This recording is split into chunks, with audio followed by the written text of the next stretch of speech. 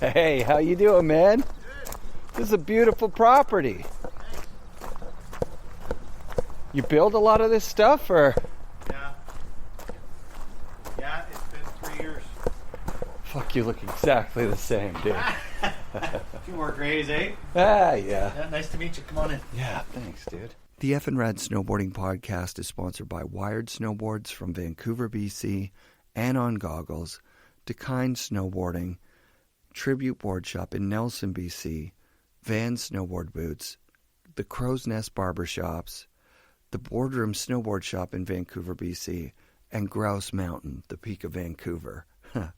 We went to Grouse this morning, myself and Rob Dow, one of the owners of Wired Snowboards, and it is so cool to ride with somebody who owns a company, is in the snowboard industry, and still gets as excited as I do about, a foot of fresh. We rode fresh lines all morning, and we left with such big smiles on our faces. It was really cool to have a day with him up there.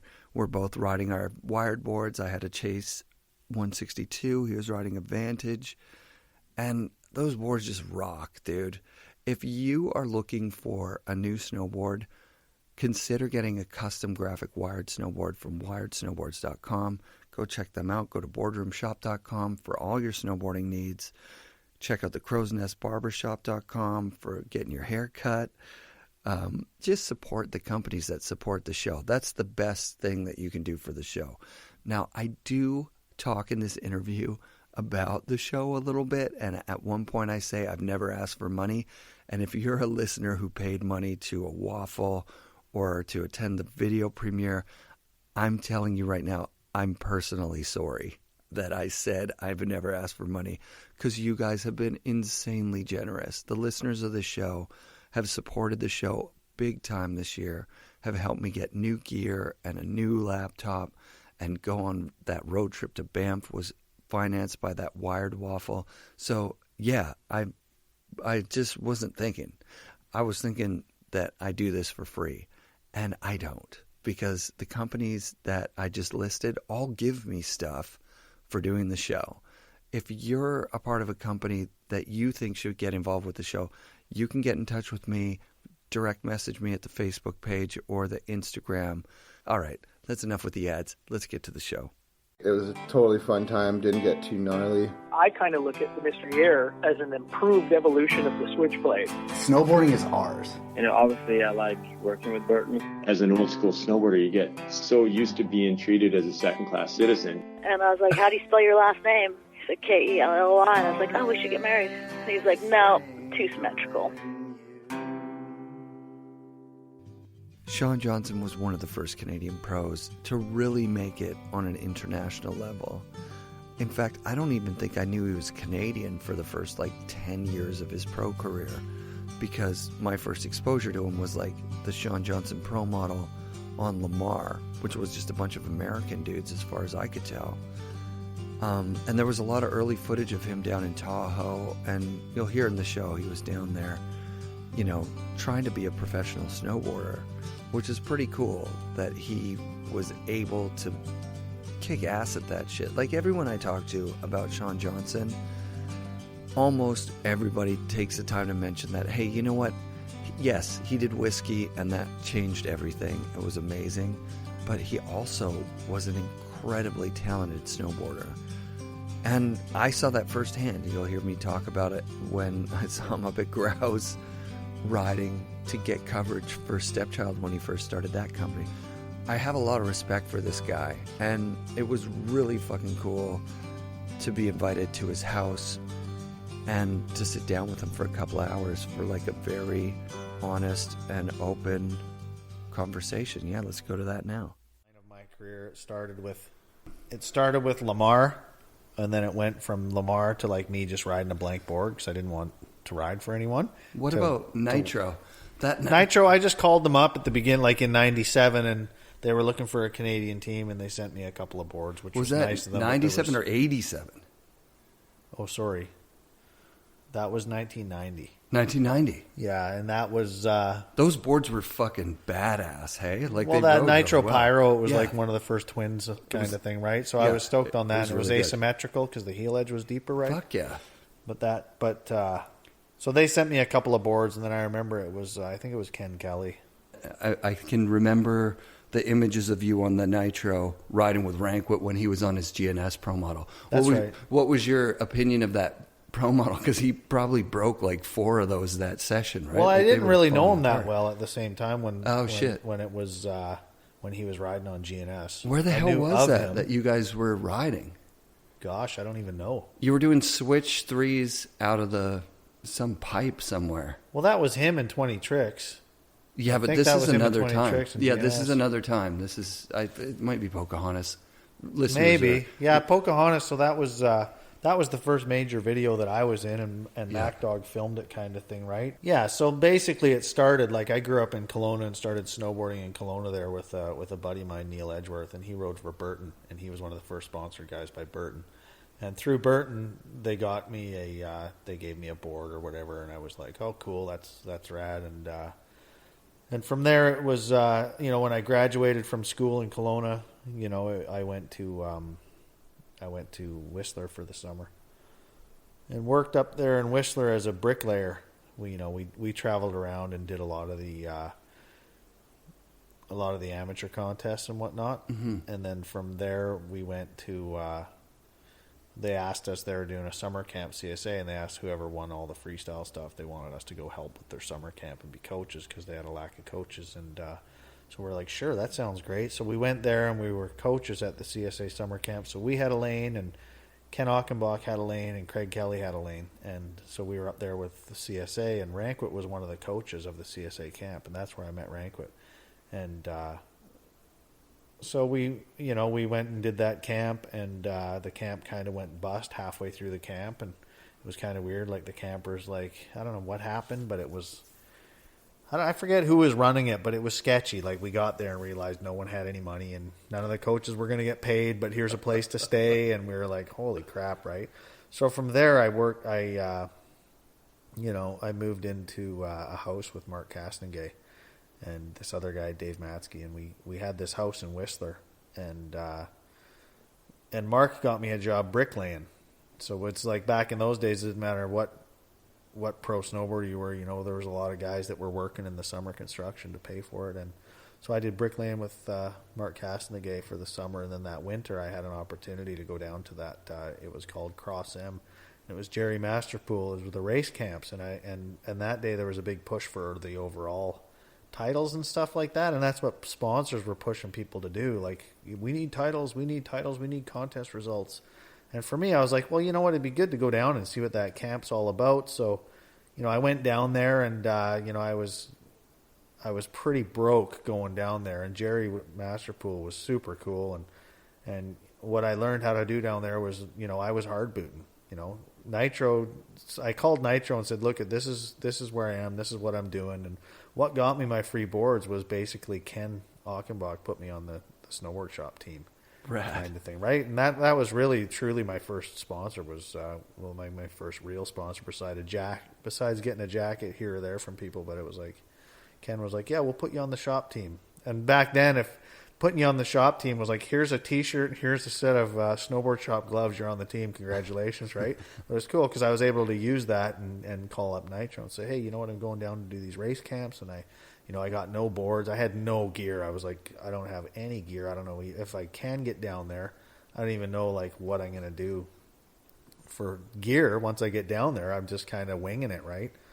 So I went down there and did the race camps, and Nitro sent me down with a couple of boards. And at the time, my mom wasn't working at the time. She's going to school for nursing, and my dad was on strike at work. So I spent the winter down there with basically nothing. We learned how to turn and we learned how to race, and that's where I met Jimmy Halapoff too. And him and I remember one day we were doing all these races, and it really teaches you how to use a board and board control and being on the ground and stuff. But it snowed, like we were at Donner Summit Ski Ranch, and it was like, it just snowed a foot, and our job was to go up and set up the gates and then side slip all the powder out of the way to practice racing for the day. And I looked at Jimmy and I'm like, what are we doing here, man? This is stupid, right? And the racers were all into it. Like, they're like, yeah, you know what? Let's go plow this powder out of the way. Let's get rid of it. We got to train.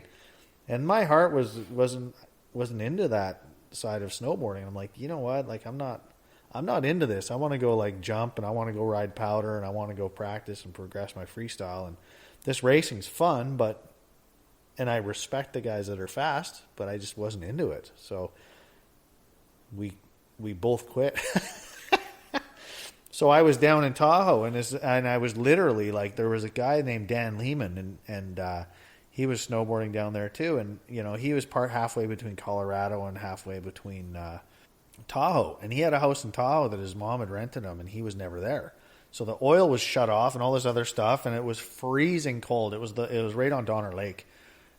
And he's like, you can stay at my house, man. Just go stay there. And he helped me out a lot, you know. Dan helped me out a lot in those early days. And so I was down there. My mom was going to school. My dad was on strike. They could send me like $30, like basically every 3 weeks to a month. Oh, fuck. This was 1990. And I was in this cabin with no heat. The electricity is on, but it was an oil furnace. And I'm like, I don't have no money to turn this furnace on. So I would go snowboarding every day so that I could stay warm in the day lodge. And at nighttime I would get home, and the only thing that I could do to stay warm was wrap myself in blankets. And there was this weight bench there with a leg curl machine, and I'd get cold, and I'm like, damn, I got to go do some more leg curls. So I'd go and do these leg curls on this machine, and when I get cold, I'd have to get up and do leg curls again, right? And that's kind of how I must have built some strong legs for snowboarding that winter, right? So from there, we did this, I had $150 left, and there was this big PSTA event down at June Mountain. And so we went to June Mountain. I went with Jimmy Alapoff, and we went in this contest, and Bert Lamar was there.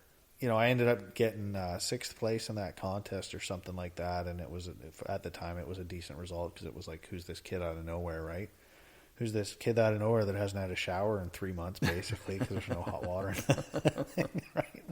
I'd pull up to the top of the race course, and when I was racing, other racers would be all, what's that smell, man? I'd just be quiet up in the corner, right? And so I went to June Mountain. That's where I met Bert Lamar. And he was like, dude, I want you on my team. I'm starting this snowboard company. Take this board and ride it. I don't know how we can help you out or what we can do, but take this board and we're going to do what we can. And back in those days, you weren't looking for like a salary or any money, more or less. You were looking for, man, if I can get some expenses covered, I'd be stoked. Mm-hmm. Like if a sponsor would give me like, you know, $1,000 a month to travel for 6 months, I'd be over the moon. So I got that result at June Mountain, and then that's Mac Dog was there too. So he was like, hey, Sean, that was sick that you did good in that contest yesterday. I got 6th place, and I fell at the bottom. And so everyone was like, well, that was really good. Maybe if you would have stayed on your feet, you could have got top 3 or could have probably won. But it's like you fell. But still, that's awesome. And you know, I was like, okay, cool. So then Mac Dog was there too. He's like, hey, why don't we go shooting tomorrow? Stay for the day, and we'll shoot. So then we shot in the pipe there. So that was filming for Pocahontas. Yeah. And so that's where I first started filming with Dogger, right? But in those days, there wasn't a big push to film. There was a big push for like contest results. Everyone wanted contest results. Right. And no one really kind of looked and said, hey, you know what? Like this contest result is done. You're only as good as your last result. But if you film a video part, it's good. It's good for like years. But we didn't get that until many years later, right? Right. So when Pocahontas came out, we were stoked. We all had stuff in there and whatnot too. And I remember Dogger was like, "Hey, I heard that you hit that wind lip up in Blackcomb and blah blah blah." And I'm like, "Yeah, I can do some stuff off that wind lip." And it was like the summer before I did like a 1080 off it. And I don't know if it's true or not, but at the time, no one had spun 3 times on a snowboard. And I remember Craig Kelly coming up to me and going, "I've never seen anyone do that before." He was like stoked. He was like, that's awesome. And Ross Bagliati actually filmed it. Nice. So then Dogger was like, we got to go and have this wind lip session. I got to get you to, I got to film you doing one of those. Dogger was all about progression. And it was cool. Like back in the day, he had this old beater Subaru and, you know, he had no money. He was just a dirtbag just like us, which was pretty rad. And he was all about the progression of snowboarding. And he always has been. I've got a lot of respect for Mike. And, so he had this old Subaru, and it was funny. He had the alarm on the Subaru because he had all his little camera gear in there and whatnot too. So he'd pull up in a parking lot, and he's this dirtbag walking out to a car, and he'd hit toot, toot, and the alarm would go, and he'd walk to this beater, and People seeing him are like, why is he alarming that beater? But he had a bunch of 16 mil cameras and stuff in there too, right? So anyway, so after that, we made our way back to Canada. And he came up, and that's where, when I got back, I won that contest called the West Beach Classic. That was big. I came back to Canada like broke, like not a dime. Yeah. So when I won the West Beach Classic, I think I won like $1,500. Yeah. And I'm like, this is sick. Now I've got money. So, a lot of that money went to that guy, Dan Lehman, for helping me out. So I still had a little bit left, and I'm like, you know what? I'm going to be able to do something now. And then that's when Ken Ock was like, hey, dude, you're back. I'm doing these snowboard summer camps. I'm going to give you a job coaching the summer camps. Rad. And Ken actually did pay me. And I'm saying that comparably to that CSA camp, right? Right. So that was cool. And that was, and then from there, that's where, Lamar was starting to work something out with me. Like, hey, dude, like, you know what? We're going to go, I think that summer Ken took me to Australia. We did like an Australia and New Zealand trip, and it was with Don Schwartz and Jason Ford and myself. So the three of us went over there, and I think I got some photos in Transworld from it. So Bert was super stoked on that, and then it just kind of led into something with Lamar Snowboards, right? But all that stuff happened super quick for me, right?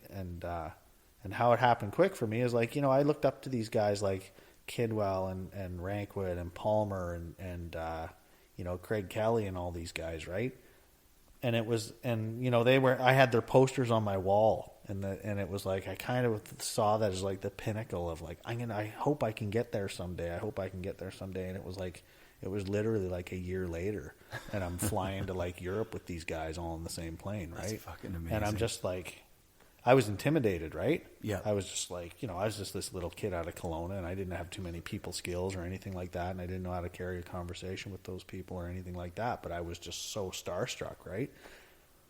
So I didn't really know how to actually act around those guys, right? Right. So what does every good alcoholic do? Right? So that's where it started for me, that's where the drinking really kind of started for me, right? And it was like one of my first trips, and it was drinking was a big side of it, right? And for those guys, those guys partied too. It's not like they were jocks, right? Like we weren't athletes back in the day. We were like rock. We lived the life of rock stars that had some natural talent. Yeah, we weren't training or practicing. We rode all the time, but it's like we lived like rock stars. So it's like I used to take pride in the fact of, I'm going out and I am drinking all night, and then I'm going to do this World Cup half-pipe contest tomorrow. Yeah. And whatever I get will be awesome because I didn't sleep. Right. Whatever result I get will be awesome because I didn't sleep. And I remember one time I got like a third or something at one of those bigger contests, and I called my dad. I was bragging to him saying, Dad, you know what? I got third. I can't believe I got third, and I was up drinking all night. And Dad's like, well, think of how you could have done if you didn't drink all night, right? But back in those days, it wasn't too accepted to be a sober snowboarder. Right. You know what I mean? Like, it's absolutely. like, it's like, what a nerd. That guy's not partying with us because he wants a contest result. What a goof. Right. So it was like, and even with guys like Sean Palmer, it's like, I always looked at Sean Palmer's ride and was like, okay, he's good. He's good, but it's like, he didn't really impress me that much, but I thought he was good. And then I remember we were at this contest in Eldora, and he drank all night, went to the drunk tank, got out of the drunk tank, and came to that contest and ended up winning it. And I'm like, okay, that guy's good. Yeah. And I looked up to that. I looked up to like, that guy partied his ass off last night and did whatever he wanted and showed up at the contest and won. That's what I want to be. I want that. Yeah. I don't want to be in the gym flexing and doing push-ups and doing all this other crap. And for Canadians, we always used to joke saying, Canadians don't train. We just drink hard and dry heave for a couple hours a night and get our abs going, and then we can ride the next day. That was like, that's what we said as Canadians kind of thing. So there was a lot of like Canadian pride, and, so going from that, like going from to those contests and, basically drinking my face off. I remember going to this like Burt Lamar barbecue. It was like a family team barbecue, and I got wasted. And I remember like running and doing like I used to be able to do flips and stuff like that on the ground. And I remember running and I was just wasted. And I told everyone like in his family and stuff, like, I'm going to do a front flip right in the middle of here in the living room. And I just ran in just hammered and tried a front flip and landed flat on my back, and everyone was laughing, and it was kind of, but it was bad, right? I get drunk to where I black out, and, right, and it gets to the point of like, I don't know where I go, but there's just this creep out there doing heinous shit. It's like, yeah, I hear about it the next day like it's some horror movie that I never saw, and I'm the star creep of the show. Right. And that's the same thing, and that's how it happened. And I remember after that party with Bert, and Bert was like, Sean, you need to go. You need to get help. Like, you're an alcoholic. Like, you shouldn't drink. Wow. And I think that night too, he was kind of flicking my face or something. There's something happened where he was kind of bugging me, and I just socked him right in the head, kind of thing, right? And he was like, "What are you doing, dude? You just punched me in the head." And that was you know, Bert was a businessman, and he had, like, at the time, that team that he had, it was myself and Gilligan Yoder and Ranquit and Brian Harper and Don Zabo and Jimmy Scott came on later, and Cardiel came on later, right? But it was like, it was kind of, that team is like Cardiel and Ranquit and myself. We all needed to stay away from each other, because it was like fire and gasoline kind of thing, right? Yeah. And I remember we did a trip to Japan, and it was like, you hardly remember even snowboarding, right? Like, I remember Mike and I being out in Japan and like wrecking the beer vending machines, like thrashing telephone booths, and we got lost in like Tokyo, and we were like, how do we get back to our hotel? Like, where the hell are we, right? And so we're like, well, wait, that's that phone booth that we wrecked. Okay, and we go to the phone booth, and it's like, okay, there's that beer vending machine that we tipped over. Okay, there's that, and we kind of followed this trail of destruction back to our hotel, right? And it was never like, that's the problem with a lot of those trips. Snowboarding was never a priority. Partying was. Right. And snowboarding was second. And I think in that day, everyone prided themselves on being able to get as wasted as you can, but still being a good snowboarder. You weren't receiving negative feedback for this. That's the thing. It's not like Bert kicked you off the team. He's like, fucking keep going, dude. This is working. It's whatever you're doing. Well, in a way, right? There was a hotel room that I thrashed in Japan, like thrashed it, like. It was bad. It was bad, and Bert didn't kick me off the team. He said, "Dude, you need help. You need help for your drinking, because this isn't normal, and we're not paying you. You know, we had to pay $5,000 for that hotel room you wrecked, and you embarrassed our Japanese distributor, right? And right. You know, so we're going to garnish your wages for the next 10 months. You're not getting paid." And that money's going to pay for the hotel. Fuck. But that's like, you know, if that happened nowadays, the sponsor would be all, get the hell out of here. Yeah, just right. Like that. But so Bert put up with a lot of my crap, right? Right. And at the time, I thought that it was just about being good.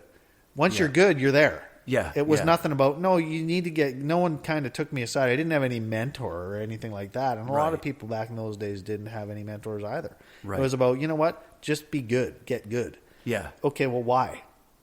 And it was kind of like, I didn't kind of put the two and two together, because I didn't have much of a, I just thought, okay, if I learn this trick, that's a new pinnacle of my riding, or if I can, you know, if I can get this trick dialed, then I'm there. And it wasn't, you know, it wasn't like someone sits you down and says, no, you need to get good, because if the photo editors have a ton of photos coming across their desk, they're going to pick the best photo. So if you're a really good rider, chances are you're going to have a good photo. Right. So we were kind of looking at some other guys that were getting a lot of coverage. They were treating their careers like businessmen. Yeah. But we knew we could outride them. So it was like, those sellouts, man. What a bunch of pussies. Like, we're going and having a powder day. We're not going to go shoot photos. Like, are you kidding me? So there was the guys like, I remember the guys around Whistler, like Omar Lundy, and there were some people like that were actually getting a lot of photos published. And we were like, you know, we didn't respect his riding, but he wasn't a bad snowboarder at the same time too. But he wasn't out partying all night like we were. Exactly. So it was like, well, dude, we can be good and party, and you're a sellout because you're not partying. You're just going and shooting photos. So there was this real weird thing. And when you're in with that drinking crowd, you don't want to abandon your friends, because they are friends. So you keep partying with them, right? Yep. And that's where it was. No one really took me aside, except Bert was the only one that said, "Hey, dude, you got a drinking problem. You need to do something about it," right? And that's where it was like, you know, for me, it was like my alcoholism was progressive. And then alcohol, as an alcoholic, you know, I was in the clutches of like a progressive illness that gets worse over time and never better. Fuck yeah. So it started out with a few scrapes and bruises, And it got to the point where it was like so bad. It was like, you know, I'd start drinking in North Van and I'd wake up in Kelowna and my truck would be in the lake, like that kind of shit, right? Fuck, I've heard that. So story. it's like, yeah, with Sean or whatever, with Sean as well, right? Yeah. And so it's like, you know, it's I constantly surrounded myself with these people that it's like we were like fire and gasoline, like we would rev each other up and push it that much further, and you know, you're riding when you're drinking every night. You feel like you're riding, you feel weak, and you feel like a bag of bones. Like right. you can't progress. So I get stuck in this rut of doing the same tricks all the time, over and over. Sure. Where tricks were once progressive. Well, 3 years later, that trick's not as progressive. So I got stuck in doing backside 540s forever, kind of thing, right? Right. And then so, you know, I went from like finally when it was kind of this thing with Burt Lamar. It was like I would get super drunk and I'd phone up his machine and be all, you know, you're a prick. You know, you're not sending me to Japan. I want to go to Japan, and now you're sending Cardiel to Japan instead. You asshole! I've been riding for you for so long, and blah blah blah. And I guess I would call his machine, his answer machine, and not even remember doing it. So he'd call me the next day. He's like, "Dude, have you got a problem?" And I'm like, "Well, what do you mean? We're just up at Mount Baker. We're just riding." And he's like, No, dude. Like, you called our machine last night and called us a bunch of assholes, and that I don't know what I'm doing, and blah blah blah. And I'm like, "Oh, I don't remember that." But then I was like, but you know what? Come to think of it, I'm kind of I'm over this. I said, you know, I'm not going anywhere with you. You're not doing anything with me. And for good reason he wasn't. And but at the time, I was just a pissed off little drunk snowboarder, right? Right. I was like, 19. I didn't know anything about business. It's like, no, we're not sponsoring you because you're good. We're sponsoring you because we want to get coverage so we can sell more boards. Right. So if you're good and only a small group of people know that you're good, what good does that do us? And he never said that though, right? Right. He would just think that we got it. And at that time too, like I had like Rankwit pushing me going like, dude, you got to film video parts. What are you doing stupid half pipe contests? Right. You got to do video parts. And I'm like, well, dude, I don't want to go film with Fall Line. Those guys are just like, they make snowboarding such a fairy tale. I don't want to do that. I don't want to do it with those guys. So I called up Bert. We were at a Mount Baker trip, and it was kind of like, it just felt really, I don't know, it just felt really fabricated, and we were all kind of forced to be together, and it was like this big team shoot or whatever, and I'm like, dude, this is kind of stupid. I'm not into this. I'm done. So I told the guys there at the time, I said, you know what, I'm done. I'm quitting. And they're like, what, you're quitting Lamar? And I'm like, yeah, I am. I'm quitting. So I went out to the phone and got a phone card and phoned Bert on the payphone. I said, dude, I'm done. And he's like, what? I'm like, I'm done, dude. I'm not riding for you no more. I'm over it. Like, you're not doing anything with me. Like, we're up here at this team shoot. And I didn't know, right? Bert was trying to help me, but he didn't know what to do with me. He's like, Sean's good, but he's drunk, and he's not really getting too many good contest results. He's gotten some, but I don't know what to do with him. And he's not filming at the same time. So I was kind of in between contests and video and being a drunk. Right. So that's when, I was like, okay, you know what? I'm going to do my own video. And that's when, Kearns and I started talking. We're like, dude, let's do a whiskey video. Let's do this. So I started filming it for like a couple of years. What was the basic concept at that point? Was it just like, let's film real snowboarding. Yeah. Let's film frickin' Baker in the rain. Let's go to frickin' Whistler and hit these jumps for the day and show some slams and show some good tricks. And it's like, but when you do that kind of a snowboard video, it's like you can never win, because it's like you're drinking so hard. If you want good party footage, you can't get good snowboard footage. And if you want good snowboard footage, you're not going to get good party footage. When we see it and when we get the transfers or we just see it, we're just like, dude, what are we doing? Like, I remember in Whiskey 3, like the level of snowboarding went up a lot in Whiskey 3. Yeah. But we were like, what are we going to do for partying? We don't have any like party shots. Like, what are we going to do? And then like, for Whiskey 1 and 2, it was just kind of like, we got great party stuff, but like the snowboarding's kind of weak. Right. So it was hard. You're always stuck in this like, okay, like what should we do? Should we just get good snowboarders and we be the partier guys, or should we party or should we try and be good snowboarders? And so it kind of came full circle where it was like, you know what? Like, my drinking got to the point where I was like, I'm going to freaking lose everything. If I don't stop this, I'm going to freaking lose this. So I was, you know, for me with my drinking, I was like, okay, I'm not going to drink. I'm not going to drink because this is just stupid. I can't ride. I can't do stuff. The hangovers aren't like what they used to be. It's like you're 18, you can drink all night and then go snowboarding the next day and have a great day. So, I got to the point where I'm like, I can't do this no more. I mean, I can't drink.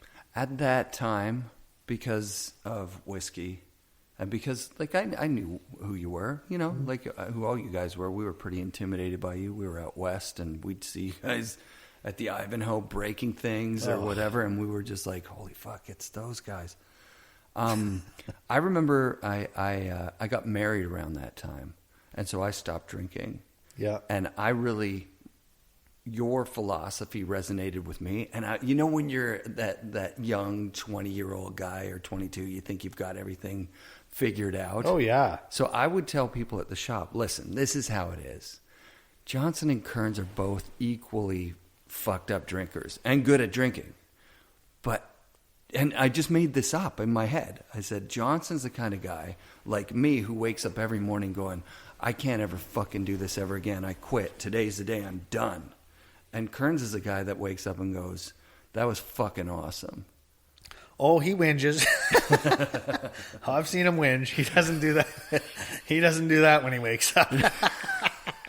I just made it up. Like I said, Yeah, I made it up. yeah. So I can remember hearing that you'd quit and then seeing that you were back at it again at some point, maybe at Vegas. You'd quit in the spring and then Vegas was... Well, yeah, that was the time when I was a binge drinker, so I'd quit. Yeah. They call it white knuckling. So I'd quit and I'd just be like, you know, it's kind of like I'm not drinking. It's like because I'm slowly backing away from hell, right? There's that old saying, sometimes you get closer to heaven by backing away from hell. And that was me. When I'd go sober for a while, I'd be like, okay, I'm not going there because that's what I know it'll do to me. Yeah. So I just don't want to go there because I'm afraid of where I end up, right? Right. You know, I don't want to end up in jail in Vernon and not even know, like, wait a minute, I started getting drunk in Vancouver. Now I'm in Vernon in the drunk tank. And how did I even get here? So it was scary for me, right? You wake up in jail and you're like, what did I do? Why am I in here? Like if a cop would have came in and said, you killed your best friend drinking last night. Right. You know, that, and I'm like, huh? I did? And it got to the point, even my drinking, it progressed so much to the point where people would like uninvite me to parties. Like, I'm like, oh, you're having a party. And like, oh yeah, but you know what, dude? You're not coming. I don't want you there. Wow. And it was like, really? Why? And, you cause too much shit when you drink. But there's the other side of it too. Like when I'm talking about seeing you in Vegas, I can remember, and I've told you this before, that you were doing a showing for a line, and I don't think it was Gush. It was something that Boardroom carried, and it was Bamboo Curtain, maybe. Bamboo Curtain. Could have been Bamboo Curtain. Yeah, they gave me a couple of jackets years ago. And it was, you were doing the showing for us, and you literally said, this jacket's totally waterproof. Also, it's actually puke proof. I puked on it last night. Like, you said it like as though, but we loved it. You said it as though it was matter of fact. Oh, it might have been Board of Authority or something like that. Not BOA. No, it was later on. It was like around like, it might have been Gush. Maybe we were going to do Gush. I don't know. It might have been. Yeah, I'm not too sure. But for me, it was like, there's me and all of my friends who are breaking bottles on their heads and think that you guys are the fucking greatest, that I didn't want you to quit. So there's a whole industry behind, like, no, fucking Johnson and Kearns, like you said, the whole fucking... But at the same time... I didn't care if you won a contest. I knew you were good. I wanted you to be this party hero. You know what I mean? Yeah, but it's like, and so you're between, like, you know, you got about 5 sponsors. So you got your board sponsor, your boot sponsor, your clothing sponsor, and your eyewear sponsor, and you've got like 5 sponsors that are paying you, and they all want different things. Mm-hmm. They're not like, hey, dude, like, some of them are like, hey, dude, you need to stop drinking and ride. And some of them are like, keep drinking. This is great. This is getting us a lot of attention. So it's like you're kind of stuck in the middle, right? Yeah. And so that was kind of frustrating at the same time, too. There was no agents back there. There was no one representing us. We all represented ourselves kind of thing, right? So when I quit Lamar, that's when Kearns and I started really doing the whiskey thing, right? Did you get on Vans around then? Is that kind of like, was there Lamar and then Vans as a... Yeah, there was Lamar and then Vans, yeah. Yeah, because Vans, I remember when you were on Vans, you probably missed having a pro model by like a fucking fraction, right? Like there's like Palmer, Jamie Lynn, and Cersei. And I remember Cersei told me she pushed really hard for Jamie to get that boot. Oh, and he deserved it. Yeah. Right? Yeah. I didn't. No, of course you did at that point. I don't think I did. It's like when you look back at it, it's well, we were Canadian for one, so people in that day, it wasn't that there weren't a lot of Canadians that got pushed. They like we had North American marketing, right, where it would cover Canada and the U.S. But a lot of the we felt at the time that a lot of the U.S. riders, like even an average pro, you had to be a really good Canadian to get on a U.S. team, right? Versus you could be like kind of like an average to get on a U.S. team if you were an American. And that's kind of what it was like back in the day. I could see the ability was still there, but I think the Canadians we were kind of focused on drinking and partying a lot more. Like even when the Americans would come up to Whistler, they would like, holy shit, we got to get out of here. This is a binge. Like we got to go. And we would be doing that. We would be living like that all year. So they'd be able to be down in the States and still do their partying, but still getting work done at the same time too. Right. So I rode a blank board for a year, and that's when Slugger was like, hey, dude, like, would you be down to ride for World Industries? Because we're going to start making snowboards. And I'm like, sure, I'd be down. So they gave me a blank board, and I wrote with felt pen World on the base. Nice. And that's when I started riding that board. And World was kind of all about dysfunction, and they were all about, like, do what you want, dude. This is fine, right? Just do what you want. And they were kind of learning about snowboarding at the same time when they started building their snowboards. They were learning about the industry, and they were like, what if we took the skate template and brought that together with snowboarding and kind of marketed it that way and shook it up a little bit. What was your relationship with skateboarding at that point? I skated, right? But I wasn't as good as like Rankwit. There was a lot of crossover skaters. He should have been a pro skater. Yeah, he's good. Yeah. He's really good. My heart was into it. Like we grew up skateboarding this vert ramp in Kelowna, and it was Doug Lundgren started this inland skateboard, so we'd go skate.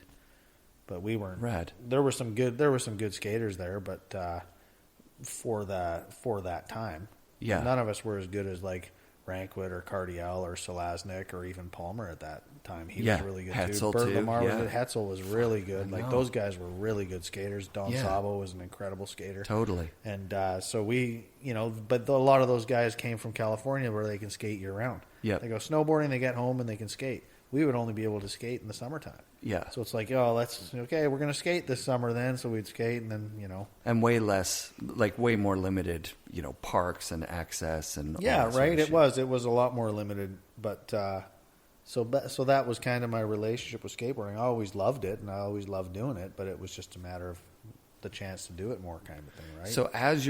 So let's get back into the whiskey days. As you're making those movies, are you constantly moving that ball forward, or are there times while you're making whiskey that you're going like, fuck, maybe we won't make a movie at all? Oh, all the time. It's like you get to a point where you're like, okay, we're going to have to start raising money from sponsors right now. Right. So what are we going to do? And then, it's okay. And we'd be whinging, and then we'd get our first few commitments of people like, okay, yeah, we want to sponsor the movie. And like, okay, well, here, we'll send you this contract. And once you sign the contract and take the money, then you're like, okay, we'd be looking at each other in November just like, okay, we're doing this again, right? Here we go. And so once they pay their first initial sponsor payment, then we're like, okay, we got to make another movie. Yeah. And we never had a storyboard or a plan. It's like, okay, we're just going to drink and snowboard. And it gets to the point where it's pretty pathetic when you're actually paying someone to follow you around while you're drinking. And we were just like, this is stupid. Like, this is it. Whiskey One started and it wasn't manufactured. It wasn't premeditated. It was just like, we're bummed. Get a camera. Let's film it. Let's go snowboarding and get so-and-so to hold the camera for us. Yeah.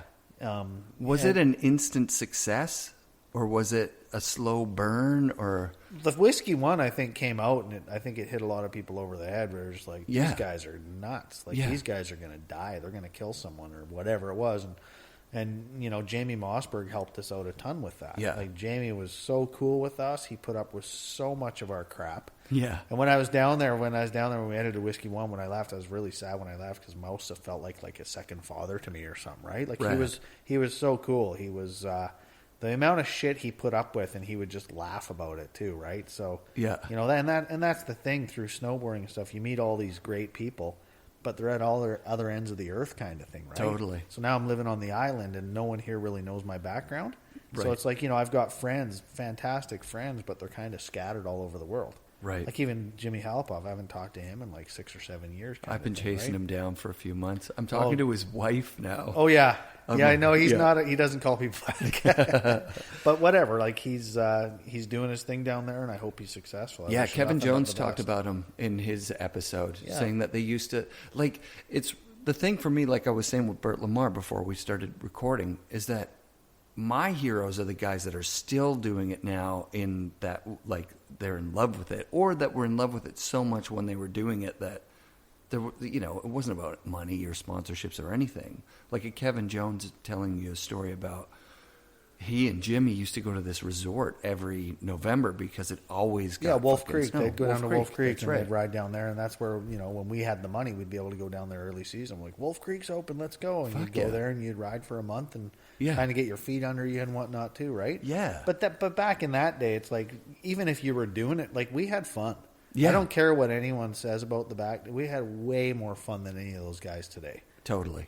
I believe we did anyways, right? Yeah. The pressure wasn't there as much. It was just like, you know what, just go ride. And when you look at, like, even if you were doing it for the money back in the day, you were a fool because there was no money in it. Right.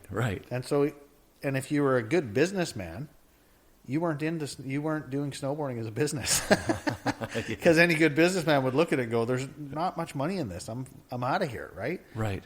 And so if you look at even like pro snowboarders back in the day, like there's no pro snowboarders that are still retired off their amazing salaries from back in the day or the money they put away. It just doesn't exist. There's maybe Sean White or Terry Hawkinson. Yeah. The rest of the guys, they gained this experience and knowledge from traveling the world, and they were able to take those tools and transfer it into something today that would make the money kind of thing, right? Right. But there's no one that's kicking back from the lucrative snowboarding contract. I don't think there's anyone in the whole industry. Like there's no company that made zillions of dollars. There's no so it's you're in love, So you're in love with it, and it's a lifestyle thing, and that's what it was for us. And we were in love with it, and it was a lifestyle thing. So after we made whiskey, and then World Industries started, and I rode for World for a few years, and they were cool and they were supportive, and Mark Frank was on the team and he was super cool, and Sluggo was very supportive of us, and he was a good mentor to us. And Sluggo had the business side of it dialed. Like, look, and Sluggo was naturally talented.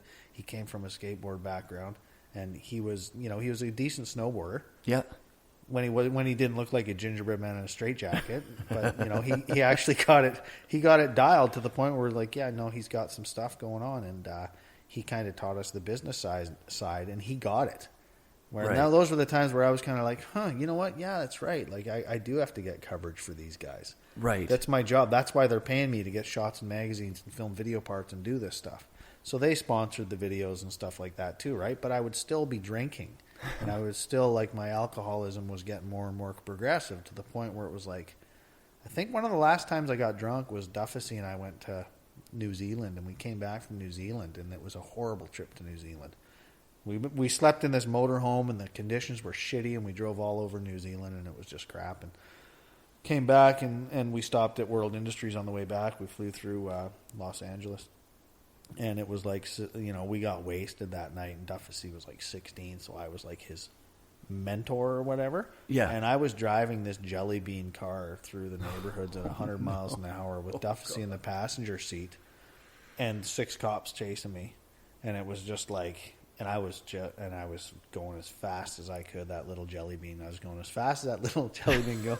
And Duffy says, I looked over at you, Sean, and like you grew horns, and you said, Duffy, are you ready to die tonight? And Chris was just like, let me out of the car, man. Let me out of the car. Like he says, like, dude, like you were possessed. Like I was so freaking scared. So the cops took me and gave Duffy the car. It was like, go back to wherever you're staying. And the cops took me, and so I'm waiting. I'm at the jailhouse, and they're like, yeah, your little friend is going to come bail you out, and if he doesn't come bail you out, you're going to county jail. County jail is like freaking murderers and like some bad dudes in there, right? Yeah. And so they're like, well, I'm waiting in jail. I'm like, why isn't Duffy coming to bail me out? Like, why isn't he coming to bail me out? This is stupid. And now I'm going to go to county jail. And it was like a Friday, and it was a long weekend, so I was going to go to county jail till Tuesday morning because Monday was a holiday. Right. And so Duffy comes right when they're, okay, you're going to county jail. So they put me in the cuffs, and they're walking me out to the cop car from the Hermosa Beach thing, from the Hermosa Beach police station, to the cop car, and Duffy comes in right when they're walking me out. If he was there 30 seconds later, I would have went to county jail. And Duffy's like, I got the money. And so he paid my bail, and then they released me. They released me to Chris, 16-year-old Chris Duffy. So that's kind of where, and that was another one of those things where it's like, this ain't working for me no more. Right. This drinking thing's not working for me no more, right? And I felt terrible about putting Chris in that danger. I had a meeting with Chris's parents before he came to New Zealand with us, and I think they saw that there was something wrong with me. They could see, like, there's something wrong with this guy. We can't put our finger on it, but something wrong with me. And the thing that was wrong with me is I was an alcoholic and an addict, right? Right. And so that's when, I'm like, man, I need to get help for this. That was around 97. So that was like, I think it was the last, one of the last whiskeys that we did. And at that time, too, because we were doing a lot of stuff with World Industries, Jeff Tremaine was there. And Jeff Tremaine was going to start Jackass. And he was talking to Kearns and I, like, hey, I'm going to do this thing. And I'm thinking of doing another movie or whatever. And we were like, well, we want to do a movie called Weed with no skateboarding, no snowboarding, just all our screwed up friends doing crazy shit. Yeah. And Tremane's like, yeah, I'm thinking of doing something like that, too. And, like, that's a great idea. And how can we do this together? And blah, blah, blah. And I'm like, dude, I'm quitting drinking. Right. I'm not doing it. I'm not interested, right? So that's kind of, and he went off to make the Jackass series, and that was kind of, Kearns and I were like, no, we're not doing that. Right. And that's at a time in my drinking where like, people want my drinking antics. Totally. If I keep drinking, I'm going to freaking die. Right. Like I can't do this no more. And that's where, drinking, they say when drinking ceases to become a luxury and starts to become a necessity. And I lost my power to choose, and it's a scary spot for any alcoholic. Like, I lost my power to choose, so I would choose not to drink, and I would still drink. Right. And I had no choice over what I did when I drank, but when I would choose not to drink, I would still drink. I remember being in the Whistler drunk tank and telling the cops, like, I'm never coming back here. Like, every fiber of my being, I'm not drinking anymore. I'm never coming back here. I'm not doing this. When I get out of here, I'm going to do it. I'm going to get a trainer, and I'm going to have a good diet and blah, blah, blah. And they're like, okay, yeah, whatever. And I'm in the drunk tank in Whistler doing push-ups in my underwear thinking I'm going to change my life, right? Yeah. And the next night, I'm back in the same drunk tank. Oh, fuck. And they're like, oh, yeah, how's sobriety treating you there, Sean? Yeah, how's your big sober stint? Like, all the cops were about it. And, I'm on first-name basis with all these cops, not because I'm an outstanding citizen, because they know I'm a troublemaker up in that town, right? So for me, it was like, I'm going to die if I don't stop drinking. I know it's going to kill me. I remember you must have moved down to North Van around that same time. Because when I moved down to North Van. So, yeah, I moved down to North Van, and that's when you were working out every day. Like, I think maybe Sluggo's the one that told me. Because Sluggo's that guy. Sluggo's that workout every day. And I was doing that too, but I would work. Yeah. Sorry to cut you off. No. Yeah, I was. I would work out every day, but that's the phase where I would work out every day and then drink every night. Oh, Christ! Right, and so and Sean Kearns and I were living together. We had the same group of friends. We were drinking together. It was to the point where it was like, I'm like, I need to get out of here. How did you do it? What was the Sean and I just said we can't live together no more, right? Like, it's like, and I care about Sean, and he's a good friend, and we've got a past together, and he's doing well. And when I talk to him, it's not awkward. It's nice to hear from him, and it's good to see him. You guys live about as close as you could possibly live together and not be neighbors. Right now? Yeah. Well, he lives on the other side of Victoria. He's an hour and a half away. Is that an hour and a half? About that. I thought he was in Souk. No, he's not in Souk. Wherever he drove me to, I wasn't paying attention. So it's kind of like, I think Sean and I, the thing with us, we hung out more than, I think Sean and I have hung out enough to last us like 3 lifetimes. Kind of yeah. We've hung out enough together to last us 3 lifetimes. Yeah, totally. Right? And that's not, I don't say that with offense. No, or anything. of course. It's just, that's just kind of the way it is. There was a time where the two of you, it was Johnson and Kearns. That was, oh yeah, it was, and it thing. was also the pressure was there because people like when you give this show to everyone, like you put out a drunk video, a whiskey video. It's kind of like you go to the trade show and everyone's like, "All right, let's see what you guys got. Totally, let's do this. And Sean and I were like, okay, let's show them a good time. Yeah. Let's live up to their expectations. Yeah. Let's do this. And it's an extension of that Canadian thing too, right? Like when you would be, I found myself when we were down in the States with a team of snowboarders, they were like expecting the Canadians to be able to drink more and to get crazier. Yeah. It was sometimes hard to, because I want to wake up in the morning and take photos. Like I want to go riding. We're in fucking Utah, dude. The snow is awesome. I don't want to chug whiskey at 2 a.m. And that's where we were like, yeah, we're going to drink all night, but we're going to be the first one in the lift line of the day. And we lived that for a while. Yeah. And then the older you get, the harder it is to do. Yeah. So I remember going to World Industries and saying like, I can't drink. I'm going to quit drinking. Like I can't do this no more. Yeah. And I remember at the time, Wallace, my team manager, was like, well, what are we going to do with you? Like, what do you mean? Like, dude, I just told you I'm going to freaking die. And it's like, well, I don't know what we're going to do with you. We've marketed you. And he was right. But at the time, I was just like, huh? Like, if I keep drinking, I'm screwed. Like, I'm going to die if I keep drinking. And he's like, well, we don't know what to do with you if you're going to quit drinking because we've marketed you. We put all this money and effort into marketing you. And like I wet my bed, so I was sleeping in it. Right. I don't blame them for that because they were right. I didn't have a problem when they were marketing me as some boozer, Boozy the Clown or whatever it was. So when I quit drinking, it's like, and it kind of was like, oh shit, yeah, I really painted myself into a corner here. That's kind of a kick in the ass though, because like, but I did it to myself. Yeah. I did it to myself. I didn't want to be like, I felt like I was a good snowboarder back in the day. I didn't want to be remembered, and I didn't want my mark in snowboarding to be, that guy's a good partier. Right. I wanted to be like, that guy's a good snowboarder. Yeah, yeah. And I got recognized more for my drinking than my snowboarding. That was so I painted myself into a corner where it was kind of like I kind of ripped myself off. Right. So I was I was kind of bummed at myself for that. Yeah. But at the same time too, it was like in those days it was kind of hard for me to care about too much. So it was just kind of a quick passing thought, like, oh, I come and sell myself short here, but whatever, let's go drinking, whatever. I remember seeing you at Grouse when you started Stepchild, and I instantly understood what you were doing. That you were like, fuck, I'm a marketable guy. I'm going to do my own company, just like guys have done before. You're not going to put your name on it. You didn't go Johnson Snowboards. No. I remember, and I said this to Duffy, he laughed. You had a helmet on. You were hitting the rails. You were like, fuck, this is basic shit. And then for like photos, you take the helmet off, whip it over. Get the shot. And Transworld, who we haven't even talked about them going out of business, but Transworld and Snowboarder printed tons of fucking editorial of Stepchild before you were buying ads even, which was so fucking smart. Well, it was cool of those guys. They were cool with us. We had the connections with those magazines, and that was like, in a way, those magazines were like, cool, you're doing something cool. We get this, what you're trying to do, and that's awesome. And we had no freaking money. We were just like... Right.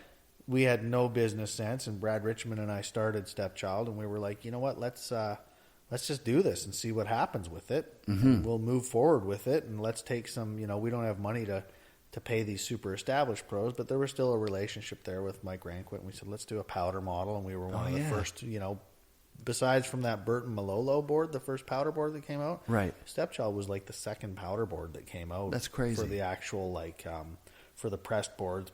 Yeah. Like, all the old winter sticks way back in the 80s, those were powder design boards. Totally. Like the fish boards that came out, it was like Burton Malolo came out, and then it was like that Stepchild Ranquit board was like another powder board that came out with a big nose and the stance set back and a small tail. And so I think that we were kind of on the cusp of like some new stuff when we were doing that. And we had we're like, let's get some legends on the team, and let's get some young guys on the team, and let's just do something cool. Let's create something cool. So I think our biggest problem with Stepchild was obviously it was just money. Right. It's like, so I remember one year when we were like, we did some video stuff, and we did a lot of marketing, and we had a good team and a good push behind our products, and we had good products. Those boards had like less than a 1% warranty rate return on them. That's good. And they were made in Austria at the GST factory, and they were good boards. And we were like, well, we don't have a huge team to pay, so we don't have to sell our boards super expensive, and let's just deliver a good board. So it was kind of like we started to create a demand for a product that we couldn't create. Right. And I remember one year we sold like 14,000 boards, but we were like, dude, we could only get the financing for to build 6,000 boards. Right. So it was hard, right? So it's like, who's going to lend us $800,000 for our production? Right. Like that kind of stuff, right? So we get in those things where it's like, so you don't have too many chances to get it right. What about Collins? Anyways, I'm not going to solve a problem that wasn't solvable, but like you were still friends with Chip Wilson at that point, right? And he's starting to get did you ever do? Well, that's where stuff like that. Did you start calling guys that you knew, like Chip? No, we didn't, because we didn't want to lose control. We were like, I don't want to lose control over where this company's going or what it's doing. And as soon as you bring in an investor, the company completely changes. From day one, we're like, we're not bringing in investors. We're not going to bring anyone that's going to dictate to us what to do. And that's incredible. And not really. It's it's incredibly stupid. But and that's for us. There was a lot of people that believed in Stepchild. Stepchild's still going today, and it's I still think it's somewhat of a relevant brand. And even with Simone got on Stepchild, and his name kind of blew up. And what people don't see is even when we were paying Simone whatever we could pay him, right? I was renovating a house in Squamish, and it was like, okay, I'm going to live on plywood floors and have a bathroom with no walls, so that Simone can go to the Jib Fest. Right? It's like, okay, do I buy floors for my house, or do I send Simone to Jib Fest? Okay, you know what? I'm going to live on plywood floors and send. So there's those are the sacrifices people don't see that you make when you're actually trying to build a company and be there for team and be there, right? For people. And when you start paying people, there's a lot of pressure there's a lot of pressure and expectation that comes with that. Yeah. So I remember oh shit, we got payroll tomorrow. What are we going to do? Okay, well, my line of credit should clear tomorrow morning by 10 o'clock so we can get everyone paid by 2. Oh, my God. Right? And it was just you're doing the juggling act and the sleepless nights of I got to pay these bills tomorrow. How am I going to do it? So there was a lot of that, and it takes away from the creativity of building something cool and building a rad brand. Yeah, because you did 2 years on the boards yourself, right? And then I moved more into okay, you know what? We got Stepchild going. Mm-hmm. And it's now I'm okay, we're doing 500 or 600 boards a year. We've got Simone and this other kid, Graydon Cavanaugh, riding for us. And that was it. It was myself, Simone, and Graydon. And at the time, Kearns was having a falling out with MDP and Forum. Yeah. And so they were going to do another Forum film, but they didn't know who they were going to get, who can make it.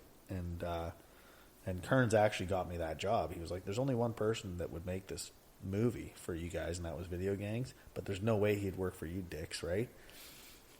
And so so Forum called me and said, hey man, what are you doing this year? And I'm like, well, I'm going to be snowboarding for 2 weeks and drywalling for 2 weeks, and snowboarding for 2 weeks and drywalling, because that's what I was willing to do. I was going to go out and do drywalling with my brother for 2 weeks and then come back and snowboard for 2 weeks. And that's kind of what I was looking at doing to keep the snowboard company going. They're like, well, how would you feel about making a snowboard movie for us? And I'm like, I don't know.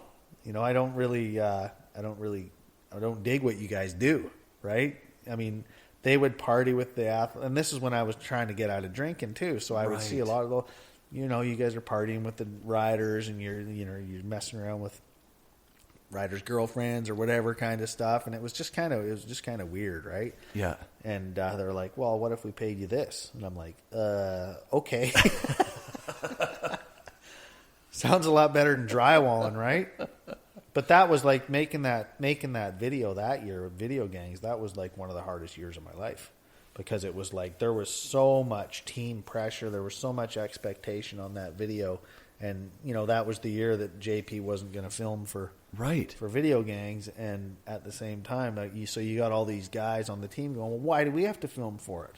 Right. Why do we have to film for it? That's stupid, blah, blah, blah. So I'm like the middleman stuck between this dysfunctional company and these riders that aren't really being told what's really going on. And I'm told Right. from the company, it's not your job to tell the riders what's going on. Jesus. And it was hard, right? It's like, holy man, this is like, I was sandwiched. I Yeah. felt so stuck in that. I felt so stuck. And so anyways, we just got to the end of it and finished it. And then I was like, I'm going to go do my own video productions. And that's when we started that, what was it called? What was that film? Defective Films. Defective Films. Yeah, So we yeah. did we did a few movies in that as well. And I was able to, put Stepchild in as a sponsor and film the riders. Was that the mountain bike time too, or was mountain biking before that? You did a couple of mountain bike films where I was like, No, I didn't. all right, it's off the table. That's No, amazing. didn't do any of those. Perfect. So then That's amazing. So now you got Stepchild in these movies. so then I had Stepchild in the movies, and Stepchild was never really paying me to live. It was the movies. Yeah. And through the, Fuck that yeah. was our marketing. The fact that I had produced these videos, that was our marketing for Stepchild as well. Rad. But we were like, we still have to promote Forum in these videos. We still have to promote Vans. We still have to promote all these other companies in these videos. So it's like, did you hear that? I hit it a little. Yeah.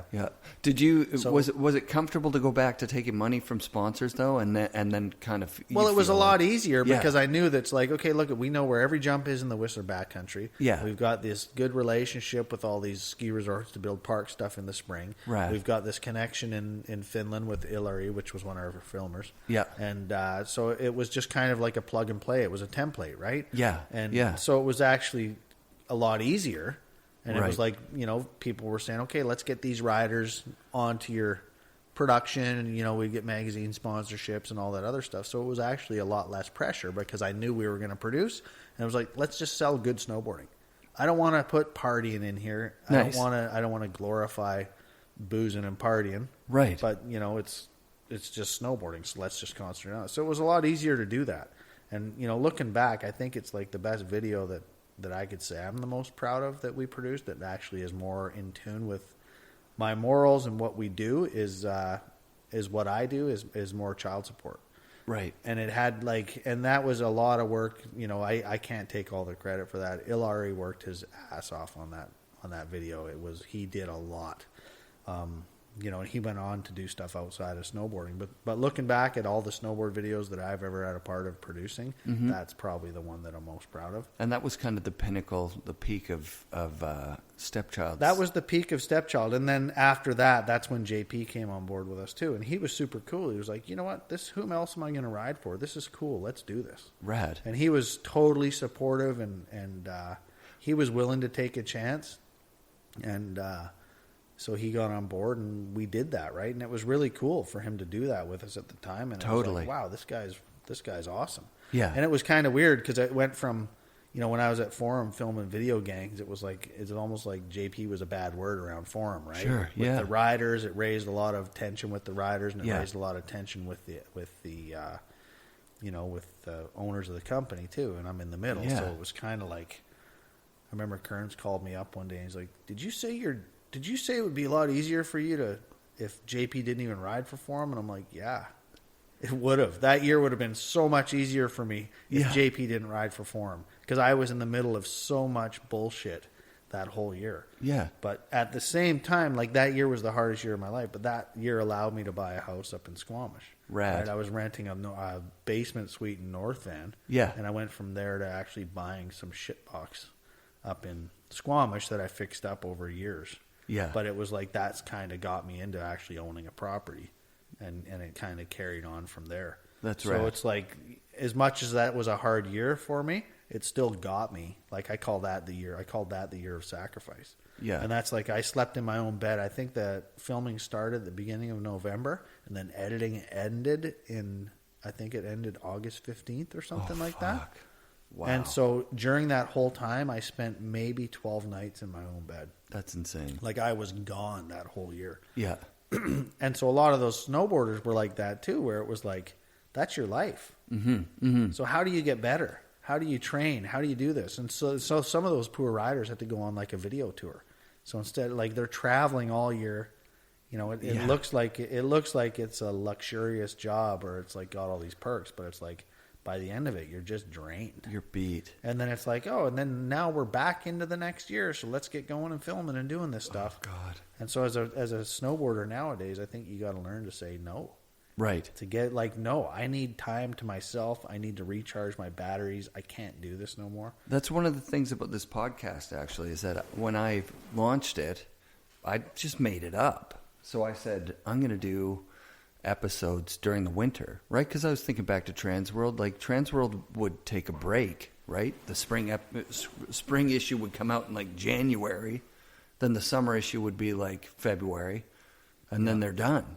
So I finished my first 4 seasons. I did December 1st till April 1st, right? And then on April 1st, I put out a Craig Kelly episode because that's his birthday. Oh, yeah. And then I just fucking fucked off. Because I was, by the end of it, I was like, I'm over doing this every fucking week and being under a deadline. Well, it's draining, right? It's so draining. Yeah.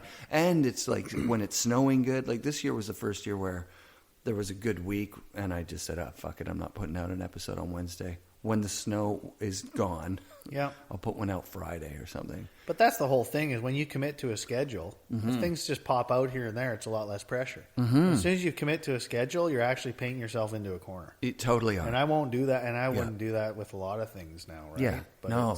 You live and learn. I lucked out with this. So, like, for me, having the summers off, then I can casually track down dudes and have a couple of episodes loaded up before the season starts. Yeah. And then I take the pressure off week to week. But actually, this year's been really nice. Like, I enjoy this. Like, there's no part of this that I was like, oh, fuck, I got to take a ferry. It's like a beautiful ride over here. I'm going to get to talk to fucking Sean Johnson. Jesus Christ, you know? Yeah. So, like, for me, the enjoyment of it is a really big part of it. Plus, it's nice to be aligned with what you...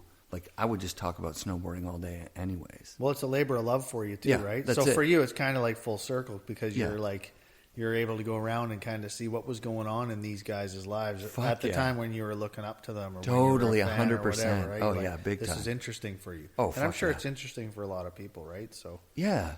So then back to the like basically after with Stepchild, it was getting to the point where I'm like, dude, like there's a lot of shops going out of business. Yep. And there was like, I remember one year we reported like 60,000 bad debt where just shops just like couldn't pay. Yeah, they're out of business, and even if they filled out a credit app, they're when a shop goes bankrupt, they're not going to pay you, right? Yeah, so the first guys that are they're going to get paid are like Ride, who's got like a finance department. Totally right. Yeah, and hire we hired like.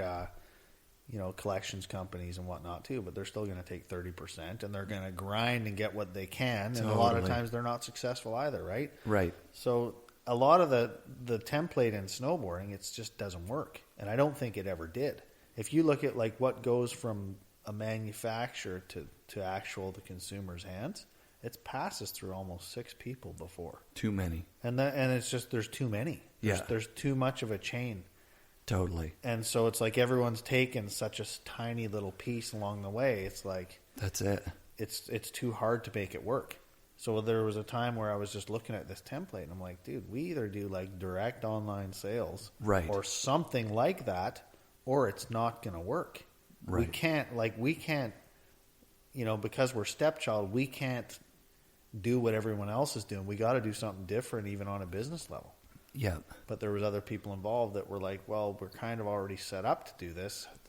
How do we do it differently? And it was kind of like we were selling the boards and we were such a small company. The same people we're selling the boards to were calling them and giving them gears to, hey, man, you need to pay. Oh, and then, 2 months later, you're trying to sell them more boards at the trade show. Yeah. And they haven't paid their bill from the year before. It's just like, dude, like, what are we doing here? So it got to the point in snowboarding where it was like, what made me step away from Stepchild was like, I'm like, dude, I'm going into the office. I've got a list of 50 shops I need to call because they're late. And I'm sick to my stomach. Yeah. I'm like sick. Oh man, like here we go, right? And it was like in my 30s, I wore so many hats with making videos, trying to be a snowboarder, trying to get Stepchild up off the ground, trying to get the distribution going. Like we were working 16, 18-hour days. Fuck. And I was just like, dude, what are we doing? Like, yeah, I had no life outside of that. You know, I had relationships with women that were just like, you work too much, I'm out. So how do you meet your wife now? Well, that's a bit of a funny story. So I started coming to the island here and there. My grandfather lived in Souk. Sick. And you know, I've always kind of knew Sue through the grapevine, through mutual friends and whatnot. Mm-hmm. And I'm like, you know what, this chick is actually super cool. Yeah. She surfs. She's like into nature. She's like, you know, she's got a sense of humor and whatever. And so I moved to the island. So we started dating, right? Yeah. I joined Facebook specifically so I could actually hit her up. That's right. right. Like casually, like, hey, how you doing, right? Yeah. So I joined Facebook and got like 50 friends on Facebook before I hit her up to look like I actually wasn't some loner and goofball or something like that. So I got 50 friends on Facebook, and then I texted her, I private messaged her. Hey, Sue, I haven't talked to you in a while. Seeing how you're doing, seeing if you want to, you know, I'm coming over to the island, seeing if you want to hang out. We started talking from there, right? Right. It was totally premeditated on my part, right? Yeah. And so I came over to the island, and we started surfing together and started hanging out. And I was felt like the island was more pulling me over here or whatnot. Mm-hmm. And I was looking at my whole life as a whole, like with Stepchild and the distribution and doing stuff. It's like my heart's not into it no more. I don't know what I'm going to do, but I don't want to do this no more. So I moved to the island, and I still had a foot in the door with Stepchild, and you know, I still went to like trade shows and different things like that. And I'm just like, you know, I'm looking at guys that have been in the snowboard industry like into their 60s. I'm at a trade show watching these guys, and I'm just like, there's something else for me. Like I don't want to be selling snowboards when I'm 60. Right. So like I'm 46 now, and like when I was like 39, I was like, if I don't get out of this now, I'm going to be in it for a long time. Right. Like if I don't get out of this now, I've got time to change and like get training in something else and do something else with my life. So I got to get out. And that's kind of what I saw. I'm like, I'm done. I'm done. I've put in so many hours on snowboarding on every different aspect, on every level, and it was all love and it was all passion. Snowboarding taught me a ton. I don't regret my past. I don't look back at snowboarding like it was a horrible experience, because it wasn't. It was fantastic. I met so many cool people and had so many rad experiences and saw a lot of really cool places. And, you know, that will always be with me. But now I'm looking at it going, well, you know what? I like surfing. I like making stuff with wood. I like welding. You know, I've got a daughter that's 4. You know, I've got a wife now, and I like building houses and doing stuff like that. And that's where my passion. So it's like my passions have just changed. My back is so bad from all the years of flat landings. Yeah. That I got compressed discs in my lower back. That sucks. So I've got to do like constant core workouts and yoga and that kind of stuff just to be able to walk and do woodworking and that other kind of stuff. Mm-hmm. When I go on a resort now, it's the turbulence of the little chatter bumps. Yeah. If I go snowboarding on a resort now and I actually just go and don't even leave the snow, don't even jump, don't even fall, the next day I can barely walk. And it's because the vibration actually chatters my back all out of alignment. Yeah, man. And my muscles start to spasm. Totally. And it gets bad. So it's like, well, you know, I can ride powder.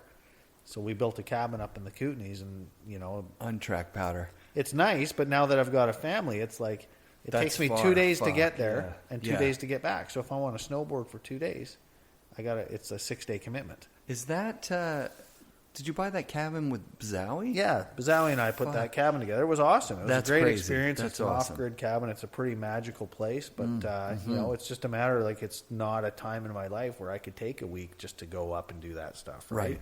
Well, when your daughter gets older. When she gets older, we'll start going up there now and whatnot too. It's a right? beautiful place, man. Yeah, and that's cool that you've got it. And then where we are right now, I'm looking out the window. It's unbelievable what you've got set up. Like, I'm happy with it. You know, stuff. That's part of the thing when we lived in Jordan River and we had a hydro by our house, so because we were under that dam that was going to collapse, basically. So we sold the property to Hydro and bought in Souk, and that's where we are now in Souk.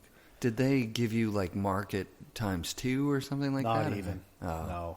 No, you get a little bit extra. I think you get 5% extra on That's appraisal it. for all your hassle and stuff like that. But you Yeah. just feel like you're living on borrowed time there. So you're just like, we got to get out of here, right? Yeah. And so that's kind of what it was. So yeah, you know what? Life today is good. Today, this year it'll be 20 years sober for me. Congrats, which is good. dude. So I'm pretty Sincerely. stoked on that. Yeah. And so it's been, that's been a journey in itself. And, I'm not a witch burner, It's just like I have friends that drink, my wife drinks, but it just doesn't work for me. Right. And looking back, it never did. Right. Right? Yeah, It never did. I remember when I first quit drinking, I would tell someone they'd say, "Hey, I haven't seen you in a while. How you doing, man?" And I'd be all like, "Good, man. I'm doing really good. I quit drinking. I don't know if you know this or not, but I'm an alcoholic." And people would be like, "No shit, dude." I think I'm telling them something they didn't know, right? And that's kind of how it worked for me. And, and that's so that's being sober is a huge part of my life today. And for me, I didn't do it alone, and I'm not. I don't try and promote it. Right. But it's just like I'm just saying that's a big part of my life. Yeah. Yeah. And so now now I'm 47. So I quit drinking. This year will be 20 years. November 11th will be 20 years sober. Wow. And I look back at the way I used to drink, and I wouldn't be alive today if I didn't quit. Right. Like 100%, I'd be dead. Right. So I look at it like these are the bonus years. Sick. So if I died next year, it'd be like, well, you know what? I lived a lot longer than I should have because I actually got help and got sober.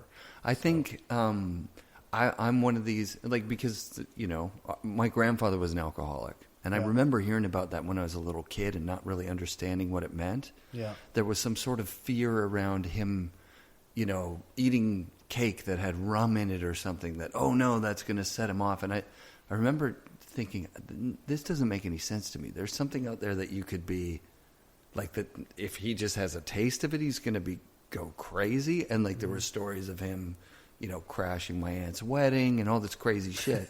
And I was like, that sounds like a good dude. Sounds like, sounds awesome.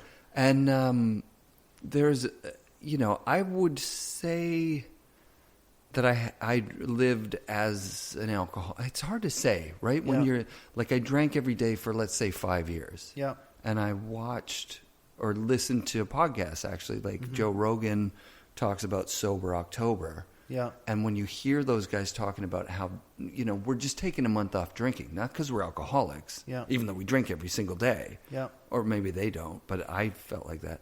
It sounded like, oh shit, there's this kind of more life out there to live if I just kick it. And so last year on New Year's Eve, I didn't drink. Yeah. And I said just off the top of my head, I might not drink this year at all. Yeah. I don't know. I don't know whether I will or I won't. And I didn't drink until my wife's birthday, which is May 17th. Yeah. And I only drank on her birthday because it was starting to make her really uncomfortable. Oh, Because she likes to drink. Yeah. And so I would be sober all the time and saying hey, you know what, last night I'm not throwing her under the bus. You did something that was annoying, whatever. And so she felt self-conscious of her drinking. So then I drank on her birthday and it was fine, and I went back to not drinking. And then this year I said, I'm just not going to drink at all. And a couple of the listeners have actually reached out, and just friends, and said, dude, I kind of, what you're saying is it sounds like I could benefit from taking a week off or a month off or whatever. Yeah. And I think that, to me, that Joe Rogan, just hearing somebody else's experience. Yeah. Another really cheesy thing was on Facebook, somebody posted a video, some random girl, this is a supercut of a year without drinking. Yeah. I took my money and I went traveling and I met all these people and I had all this fun. And I was like, fuck, dude, financially, that shit sucks. $15 a night. When you've got 2 kids that if you're spending $15 a night on drinking, I don't think that's much of a problem. Yeah, exactly. Right. So that's why I say it reluctantly. I don't want to say I was a full-on alcoholic. But actually, the thing that really sealed the deal for me was I bought an electric car. Yeah.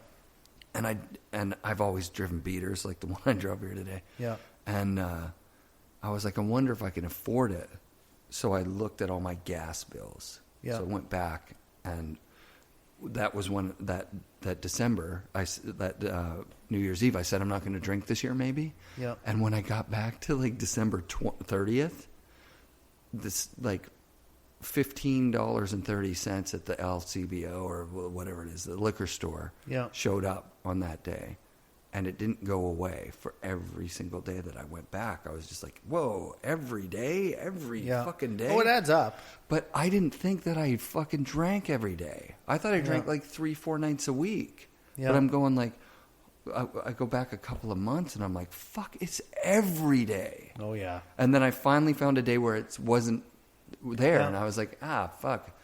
Hopefully I didn't buy it with cash or something. And the day before that, I had bought 2. So I was like, are you fucking serious? Every day. Yeah. So that's the thing about when you look at alcohol, and there's a difference between an alcoholic and a hard drinker. Sure. And a hard drinker is someone that if he's given a good enough reason to quit drinking, he can quit drinking. Yeah, that's an alcoholic can be given every reason in the world to not drink, and he'll still drink. Okay. It's kind of like that story that I'm talking about when I was in the Whistler drunk tank, and I'm like, I'm never coming back here. Every fiber of my being is not going to drink. Yeah, I didn't again. have that. And it's like the next day I'm back in the drunk tank. I remember sitting on the steps in San Diego with Jeff Brushy, and I had a freaking horrible night the night before just drinking, and I think Jeff had just smoked a joint or something, and he was sitting there and he was looking at me going, dude, do you think you're going to die if you drink anymore? Are you going to die? Whoa. And I looked at him, and it was the first time I thought about it, and I'm like, yeah, dude, I am.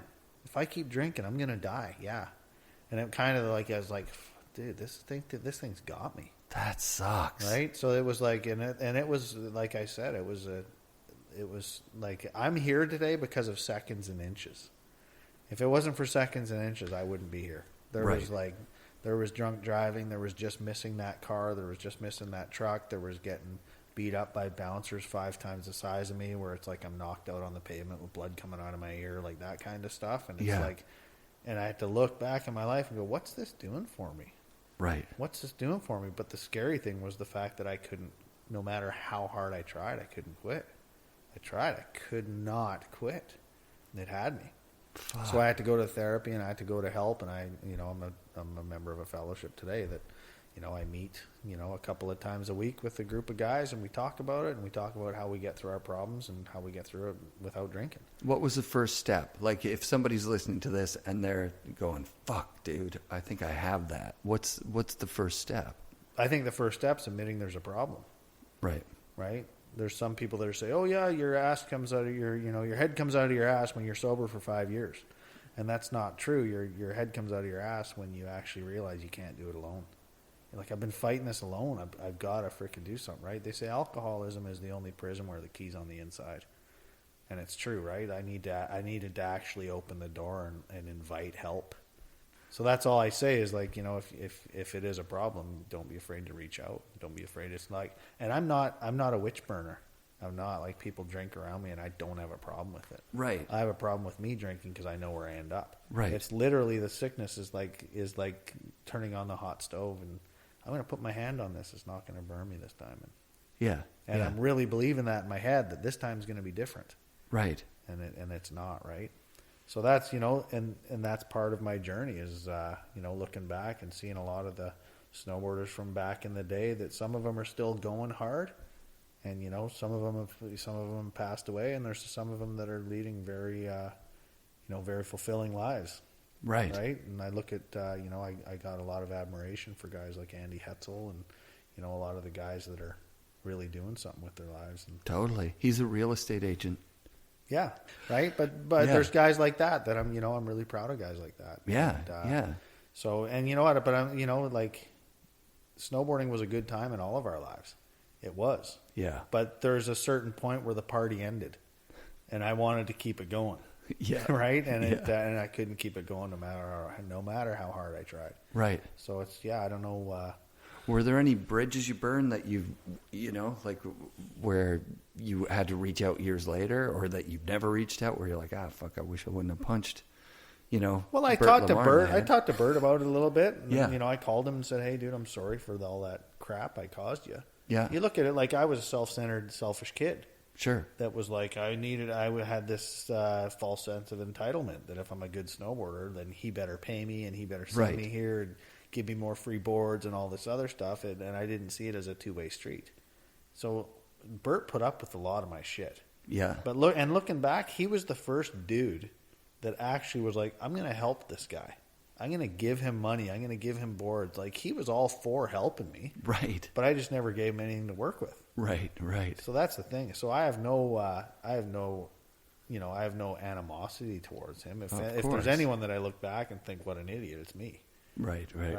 I remember and even, when I moved to Worcester, there was guys like Kevin Young and Mark Morissette, and those guys partied, but they never took it to the level that I did. Right. They would smoke their weed or whatever and hang out, and those guys would chill and they'd ride the next day. Totally. And, I'm picking my face up off the kitchen floor trying to keep up with those guys. Yeah. And it was hard, man. It was hard, and I couldn't do both. So It was like, I think weed would have been a lot less damaging for me. Yeah, probably. But that wasn't my drug of choice. Mine was alcohol. Yeah. Yeah. So I remember when you named it Stepchild, and you were very, like, when you started the company, and you were very, like, just pissed off at the entire industry. Like, fuck, man. I've always been treated like I didn't get my due. I didn't, and even with Stepchild, it's like I'm fighting my way through. And I remember watching going, dude, you're getting coverage in Transworld and Snowboarder. They fucking love you, People love your company. Like, the negativity part just kind of faded out when it was like the JP thing. It was he helped us a lot. Yeah. Like, that's where people actually like took it and was like, holy shit, if like look at what JP's done. If he believes in this, why shouldn't we? Yeah, totally. So that kind of put us over the top. And that's Totally. like I'm forever grateful to JP for actually believing in what we were doing. And that's right. There's a regret there for me that I couldn't deliver. Right. Like, I wanted that to be something that we could keep going. And maybe, you know what? Maybe one day JP will take the company and run with it and do something with it. Sure. I don't know. Yeah. Like, if there's anything I could do to actually make that happen, I would. But right now, I'm out of the loop. Yep. I'm not really, like, I haven't been involved in that company for 10 years. But I'm sitting here today talking with you. That angry dude, he's not here. Like, you're mellowed out. Is it from woodworking and building your own place and feeling that push of success, like taking you over the crest of that wave, and that angry guy's just gone now? Well, that angry guy can still be there, but it's more along the lines of when I first quit drinking, I had to learn how to deal with that anger. Right. Because before, I couldn't get halfway through a feeling before I'd pick up a drink or pick up a drug. Right. And that gave me that illusion of control over my emotions and my feelings, right? Right. So when I first sobered up, there was a lot of tears. There was a lot of looking at, like, my old beliefs and my ideas and how I look at the world and how I look at myself. And so there was a lot of anger there. Right. And so, stepchild is like, snowboarders, even back in the day, we were the stepchild. We were the stepchildren to skiers. Totally. So I didn't name that company like after myself, thinking like I'm the stepchild of the snowboard industry. Gotcha. I didn't name it like that. I named it more like outcast, against the grain. We're going to do something different, and Totally. And because that's how we were treated on the ski resorts. Yeah. So it was more of a token of back to like '85 when ski resorts wouldn't let us on. Yeah. And we're staying, and it was kind of more along the lines of we're still kind of there. We're still kind of like stepchildren. All of us snowboarders are still treated like the stepchildren of skiing. Totally. And snowboarding saved skiing. Yeah. It saved that whole industry. Yep. Like, there was no ski half-pipe contests before snowboarding. There was no ski slope styles contest. There was no fakie skiing before then. Nothing. I mean, look what skiing was before No snowboarding. side cuts, 2 little sticks. There was ballet skiing. There was aerials. There was moguls. There was gates. It was just like, it was really like unattractive to kids coming up. Right. So when skiers started wearing baggy pants and started doing half pipe and slope style and rail slides, that's when kids were looking at it going, cool. This is sick. Yeah. But I mean, if it wasn't for snowboarding, I don't think skiing would be doing near as good as it is today. Oh, definitely not. I mean, maybe they would have got there through some other means. But it would have been baby boomers in tight pants, in Desante jackets and neon gloves cruising down the hill, right? Yeah. Where everyone looks at them and is like, we don't want that. Totally. So it kind of did save it, but I still think the snowboarding is a fairly small industry. Yeah. And I think it's getting harder and harder. You're seeing pros that were actually like putting money away. A pro today is lucky to be paying his rent. You have the super pros that are doing good, right? But I've seen it where so many kids in snowboarding, it's like you get a snowboard contract. You get you get this feeling of importance for a few years. You get good money for a few years. And then everything after that is never going to measure up to that. Right. So you wonder if that 4 years was even worth it. Right. You see guys that are just train wrecks today. Totally. From it, right? Like train wrecks from their snowboard career, where it's like, if a person is just normal and is not a pro snowboarder and goes to school and goes through his, and he hits 30 when most pro snowboarders retire. If they're lucky, they'll reach 30 by the time they retire. They get booted out in the world and they're like, what do I do now? Right. Did you have that? Like, because I asked you when we were walking around, did you have a job? Like, were you ever, like, did you have to go and punch a time clock? Did you have a hard time going from being I'm unemployable. Rockstar? Yeah. I'm unemployable, and I've worked for myself my whole life, and I always will. And I've had a couple of jobs in between Stepchild and now. I worked at the log sort. And for 12 hours a day, 10 to 12 hours a day, I would go wrap steel cables around logs. Oof. And I would crimp the steel cables, and then they'd throw those bundles of logs into the actual, into the water. Yeah. And then they'd boom them up, and then they'd haul them away. And I went from managing like 20 people at Stepchild to working on a log sort. And it happened like overnight. It was just like, holy shit, this is my life now? How did I end up in Jordan River, married to this wonderful woman?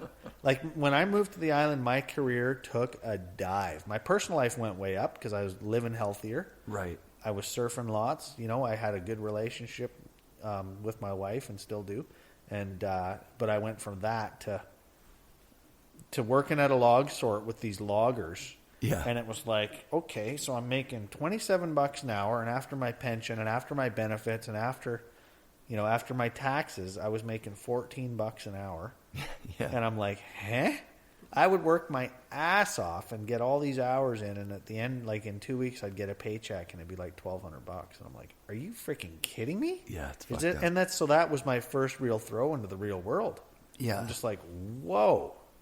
So that's when I'm like, I'm going back to school. So I went to school for carpentry, and I went to school for welding. And for a while, I was helping a guy build houses. Did you go to school in Vancouver, like BCIT? Or I went to BCIT for a business course. And Yeah. then I did a timber framing course on Gabriel Island. And then sick. I went to Camosun for some carpentry courses, and then I went there for a 7-month welding course as well. Yeah. So that's, and that's what I'm moving forward. That's what I'm pursuing right now is like once this house is finished being built and we got the Airbnb rented, then I'm moving into doing slab tables and welding bases and doing driveway gates. On your own time. On my own time. I can't. And my wife even said it to me this morning. She's like, you'll never be able to work for someone. Right. And I'm like, tell me something I don't know. Right? What do they say? An entrepreneur is the only person that'll work 80 hours a week for himself, so he doesn't have to work 40 hours a week for someone else. Yeah, exactly. so it's and that was hard, and I think that's what happens to a lot of snowboarders is they go through it and they hit 30 and they get booted out, and they're like, they've got no trade, they've got no outside skills outside of snowboarding. So you can lurk around snowboarding and get a rep job or whatever you want, but it may not fulfill you the way snowboarding did. And it's going to be for no money. And it's going to be for next to a fraction of what you made. So when I say that to snowboarders coming up, I can say it like, I wasn't mentored. No one took me aside and said, hey, dude, someday this is going to end. Right. And you need to prepare yourself for that, right? Right. And I think it's a loss of identity, but it's also like this huge fear of how I look in a way, right? It's like, yes, if I'm getting, I don't want to be a guy that's, filming video parts and getting shots in magazines and winning contests, and 2 years later, I'm like, what do I do? Working at Round Table Pizza. And realistically, outside of snowboarding, that's all I was qualified for. Right. Was wrapping steel cables around logs. Right. And I remember being back there, like, I had a bit of money in the bank when I got the job there. My friend was the manager at the log sort, and I was like, sure, I'll take a job with you.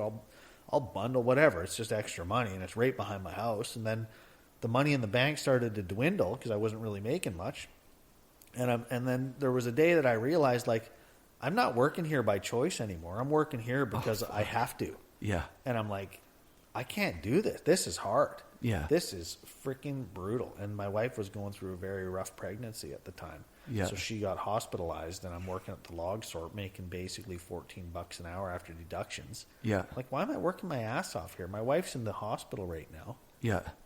And that's the thing. I can't do that. I can't live like that where it's like, hey, excuse me, boss, I'm really wondering if I could take Friday off because my wife's in the hospital and I know that I got to get, I know you need someone. It's like, right. Dude, if I want to take a day off to go pick up my daughter from school and go to the beach and hang out with her, I don't want to have to ask anyone's permission for that. Right. I don't. And that's how I've always lived, and I'm not afraid of hard work. Yeah. And there's that old saying that if you give up your freedom for security, you end up with neither. And I live my life by that. I'm not going to take a job just because it's safe and secure. Right. To give up my freedom. I'm not giving, and then my freedom is priceless. Totally. And it's the same thing. Like, peace of mind is priceless. Oh, and absolutely. for me, I have a hard time because I've worked for myself for over 20 years. Yeah. So to hop in there and pick up the tools and start working hourly, it's just something I can't do. Yeah. So when I look at doing, tables and driveway gates and that kind of stuff, in a way, it's coming from my snowboard background, because it's like I'm not gonna create a product that goes from factory to brand to distributor to rep to retailer. Right. To end consumer. Right. I'm gonna manufacture a few items in my shop, and it's gonna go basically direct to retail. Right. So I don't want to live off the same template that didn't work. And it surprises me in snowboarding that you have to be a pretty big player to make that work today in snowboarding. But I remember when I was getting out of snowboarding, I was like, is anyone in snowboarding a good businessman? Because if they were, wouldn't they look at it and say, this template doesn't work, let's go to another industry? Yeah, it's interesting. So, yeah, right. Wouldn't we just go to another industry? If you were a businessman and you had no heart in snowboarding, right. and there's a lot of those people, yeah, why are you here? Yeah. Like, seriously, why are you here? Do you really think that this is a well-run business? Do you really think this is that lucrative? And I'm not saying that from a jaded perspective. I'm saying that there's too many fingers in the pie. Yeah. The pie's not getting any bigger. Mm-hmm. There's just more people fighting for it. And so it turned from snowboarding got bitter in the day because it was experiencing this wonderful growth.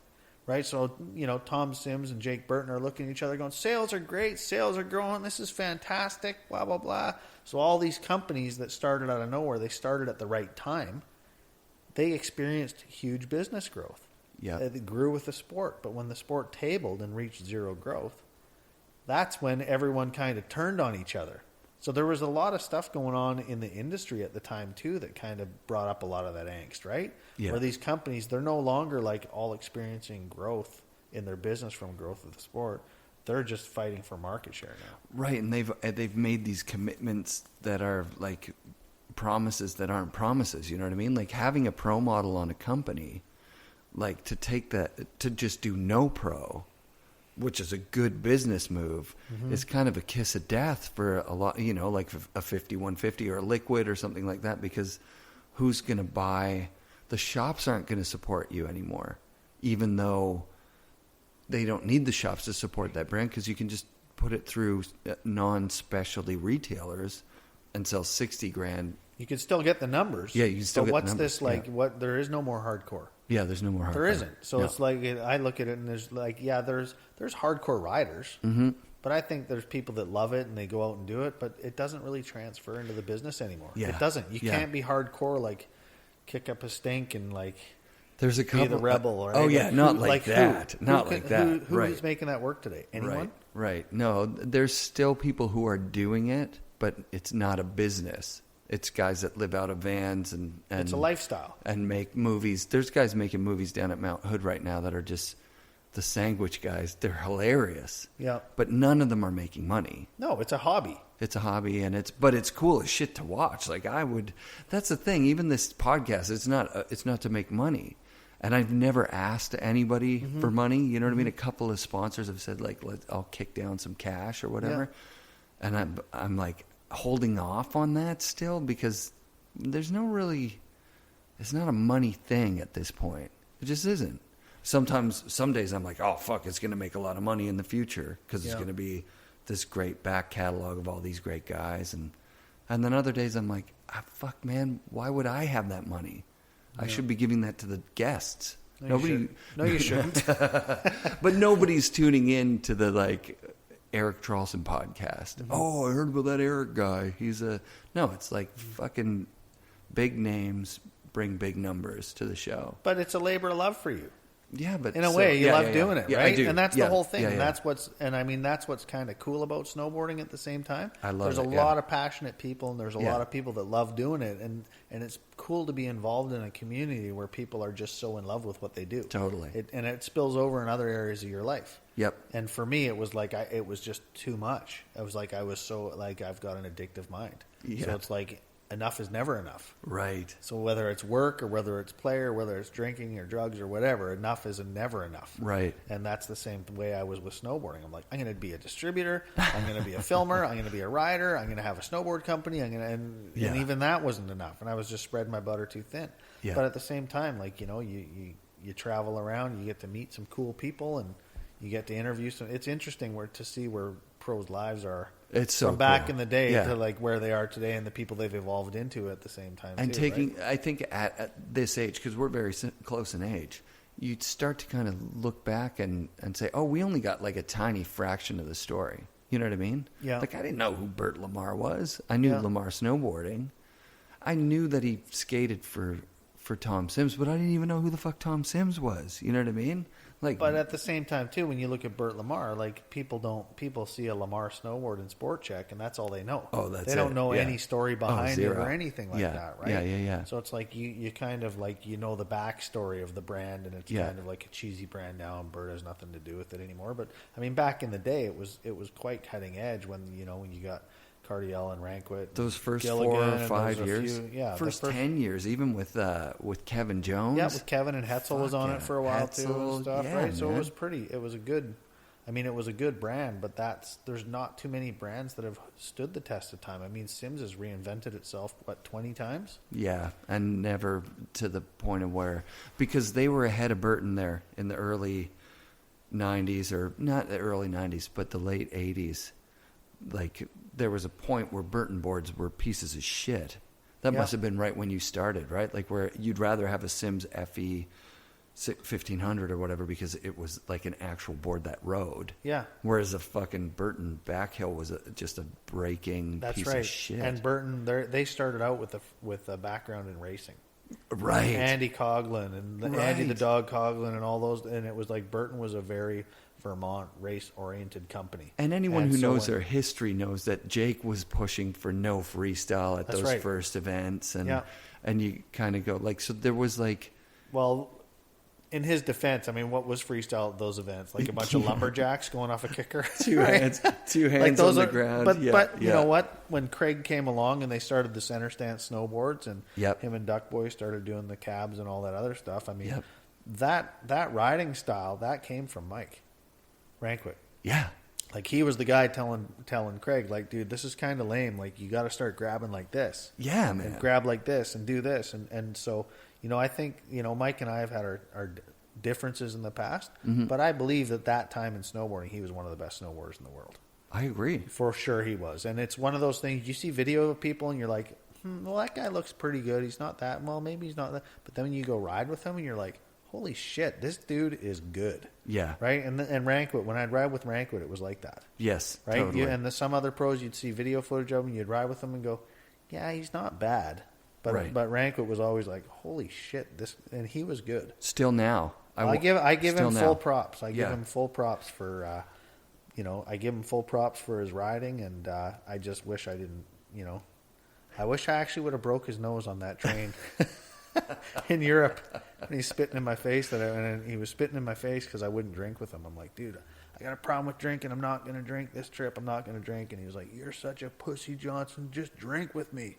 I think 3 days later I did, but he was spitting in my face and kicking me and doing all this shit to me because I wouldn't drink. Right. But that was the attitude of snowboarding back in the day. Yeah. It was almost like you're turning on people if you're not drinking with them. That's fucked up, right? Eh? But that's what it was. Yep. So anyways, no offense, Mike, but I I really wish I would have. You just said on mic that you think that he was a good snowboarder. That's enough for him, man. He knows he's a good skater. He knows he's a good snowboarder. But fuck, hearing it from you, that's kind of a nice thing to have on actual fucking out there in the internet world. I think a lot of people know that about Mike, though. Yeah, that's not some big secret. No, I mean, anyone that saw him ride, it was like, it was like that. And then you look at the legends. Those were the people like Rankwit, and then there was Chris Roach, absolutely, Craig Kelly, Andy Hetzel. Those are the guys that I really looked up to, and even Cardiel. Kidwell was ahead of his time. Yep. Cardiel was good, but his stance was like honestly 16 inches. Oh yeah, it was so small. We were just like, dude, you gotta widen your stance. He's like, I don't care, dude. It's just freaking snowboarding. I don't care. Yeah, he didn't care. He really didn't care. Yeah, that's awesome. I remember seeing him get hit by a car in Japan. Mike and I were like going across the street, and Cardiel would we were drinking with Cardiel, and it was the first night drinking with this guy, and I thought I was crazy, and it was like he would run full speed towards these steps that he'd never even looked down before, and he would jump as far as he can down the steps. He would eat shit down these stairs and land at the bottom and get up and laugh and pick up his shoe, and he ran out in traffic in Japan, and this taxi cab nailed him, and he bounced up off the hood, off the windshield, over the roof, landed on the back, and we're just thinking, like, is he dead? And he got up, lost a shoe, looked at us and laughed, had a bloody nose, and then ran off down this alley. And I remember Mike and I were looking at each other going, holy shit. He looked like and he had dyed blonde hair at the time too, Cardiel did, and he looked like we were laughing, and we were calling him the lab rat. He looked like a bleeding lab rat. But it was, and those are all those memories and whatnot too. Like, I've been to Japan 11 times, and I can't remember too many of those trips, hardly at all. So yeah, I don't know. I look at snowboarding today, and it's like we were rock stars back in the day. Yeah. And today snowboarders are athletes. Yeah. And I think that there needs to be a little bit more of a mix of the two. You're too much of an athlete, there's no personality. You're too much of a rock star, there's not enough ability. Right. So there's, I don't see too many snowboarders that are falling kind of right in the middle. But at the same time too, I don't follow it as much no more. Right. I mean, I can't count 1440s, and I can't count. Me neither. That kind of stuff, and I still can relate. I can't relate to that type of. I think it's more or less there was at a time in snowboarding I could relate to what the industry standard was, and I can't relate to that no more. Yeah, I hear you. I can't look at that and go, oh, that looks cool, I want to do that. Right. Because I don't want to do 1440s and 1080s and whatever 1260s and all that other stuff. I just lose count, and it really looks the same. Right. A lot of it looks the same. I still recognize really bad snowboard style. Oh yeah, you can. I can watch it and guys doing that tricks. It's like, ooh, that was gross. Yeah. Right. I can still recognize good and bad snowboard style, but yeah, I don't know. It's crazy to me thinking back on those, like on the Windlip days, for example, that you were on a twin tip nitro, or maybe it was even those twin tip Lamar boards by that point. Yeah. And like good gear, relatively, you know what I mean? Yeah. And you're riding the Windlip the same session with like Damian Sanders in OP stuff. Oh yeah. And Go Flat boots. Damian went big. Like that guy, like he was another one of those guys that you see him in the videos and you're like, this guy's freaking got wax steez. Look at what he wears. Yeah. Then you go riding with him and you're like, holy shit, this dude goes for it. Yeah. And he was a talented snowboarder. And absolutely. You know what? Damian Sanders is one of the nicest guys you will ever meet. Yep. He's like, I remember meeting him down in Colorado, and like, he was like, hey, you're Sean, right? And I'm like, yeah. And he's like, I'm Damian. I'm like, yeah, I know. Right. And it was like, and so we rode a couple of runs together. And then that summer he was at Craig Kelly's summer camp. He was one of the coaches there. Yeah. And I was walking past him or whatever, and I'm like, oh, he's not going to remember me. I'm not even going to say hi to him. And he totally grabs my shoulder and says, hey, Sean, how you doing, man? I haven't seen you in a while, right? And he was like that with people. He was very personable with people, and he was one of those. He was a really cool guy. That's the best. Yeah, he was talking about being that like so not competitive that he'd be in like the start gate for the races, looking at the other guy going, oh, you just go, like, oh yeah, like he didn't really want to beat anybody. But he did want to go bigger than everybody. Like Which he had did. that So fire. and he embraced the whole video side of things. He did early on. A lot, and he was like a pioneer in that. Where it's like if a lot of us would have kind of done that at the same time, we were like, because there was a lot of talent in snowboarding, but there's only a small handful of guys that got it back then. That's true. That were like, I'm going to film, like Right. Steve Graham and Dave Sione and Damian Sanders, and I mean Rankwit was in on that, Roach was in on that, and those, I mean, the fact that those guys thought that way, I mean, who remembers any contests from that day? Yeah. It's like you look at that was snowboarding back in the day. It was like Snowboarders in Exile, a lot of those fall line films. Yeah, and the magazines. That's the thing. ISM and Transworld. And With Transworld going down, it is the end of an era. And I was talking about how it's like, but how many of these people that are posting stuff actually bought a magazine in the last, like 15, 20 years? Like, I can't remember the last time where would you even go to get one? Well, the world's changed so much, though, too, right? Yeah. Like, if I'm interested in woodworking or welding, I'm not going to go buy a woodworking magazine. Not anymore. Not anymore. And that's the way the world's changed. Mm-hmm. If your interests are now on the internet. Right. They're no longer. And I do like holding a magazine and reading a magazine. But if it doesn't have an article in there that I'm not interested in, I'm not going to buy it. That's true. And so, I mean, internet did kill it. Yeah. It really did. And so it's sad that, I think that you look at, you look at in the mountain bike industry or the biking industry, and then you look at that website called Pink Bike. I mean, everyone wants to advertise on that now as far as biking. And it's too bad that Transworld, they just got stuck in this template of magazine print. But they've got their movies too. Like the Kazoo movie this year was insane, but their website sucks. Yeah, and that's the Insta thing. was like if someone wants to find out about snowboarding, they're not going to go to the Transworld website. Right. So they put too much of their effort into actual, maybe sponsoring a film but at the same time too, content in snowboarding is not cheap. No.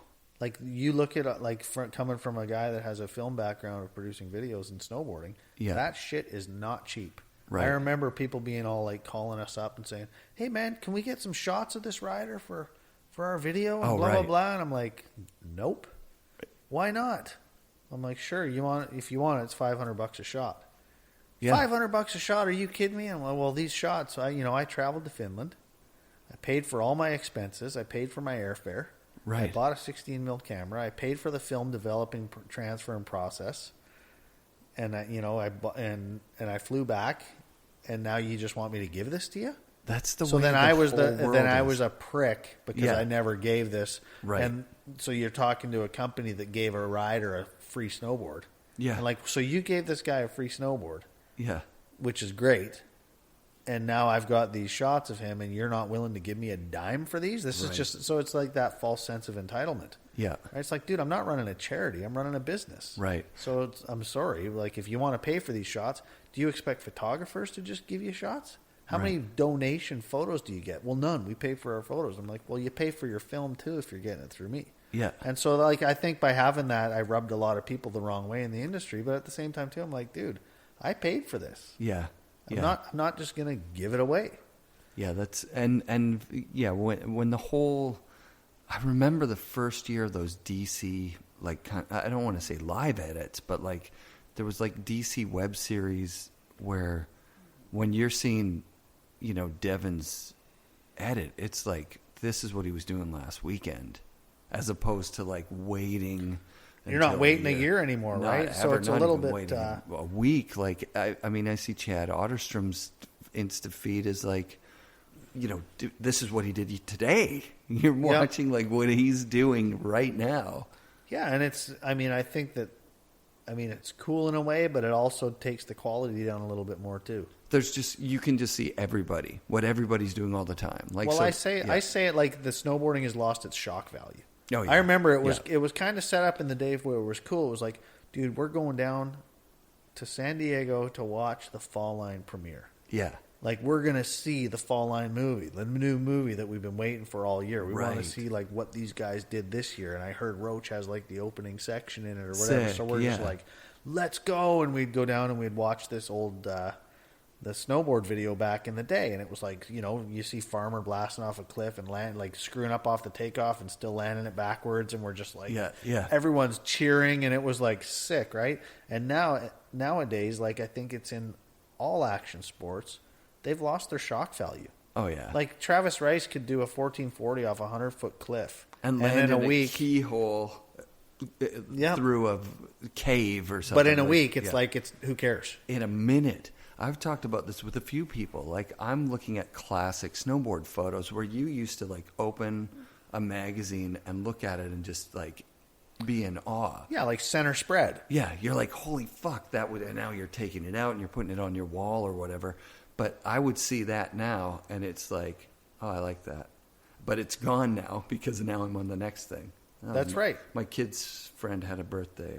Well, that's the attention span, right? There's a lot less attention span. All of us, I think, as a society are experiencing. You right? asked me how many snowboard articles I can read right now. I can't even read an important message from my wife if it's too long. Like if she's like, "Can you grab milk?" And also, you know, that thing that you had in the fridge, it's gone bad, and now it stinks in here, whatever. Like even if it's important. And by the way, this weekend we have a thing like, I'm like skimming it going, fuck, like 30 words? Come on. Yeah.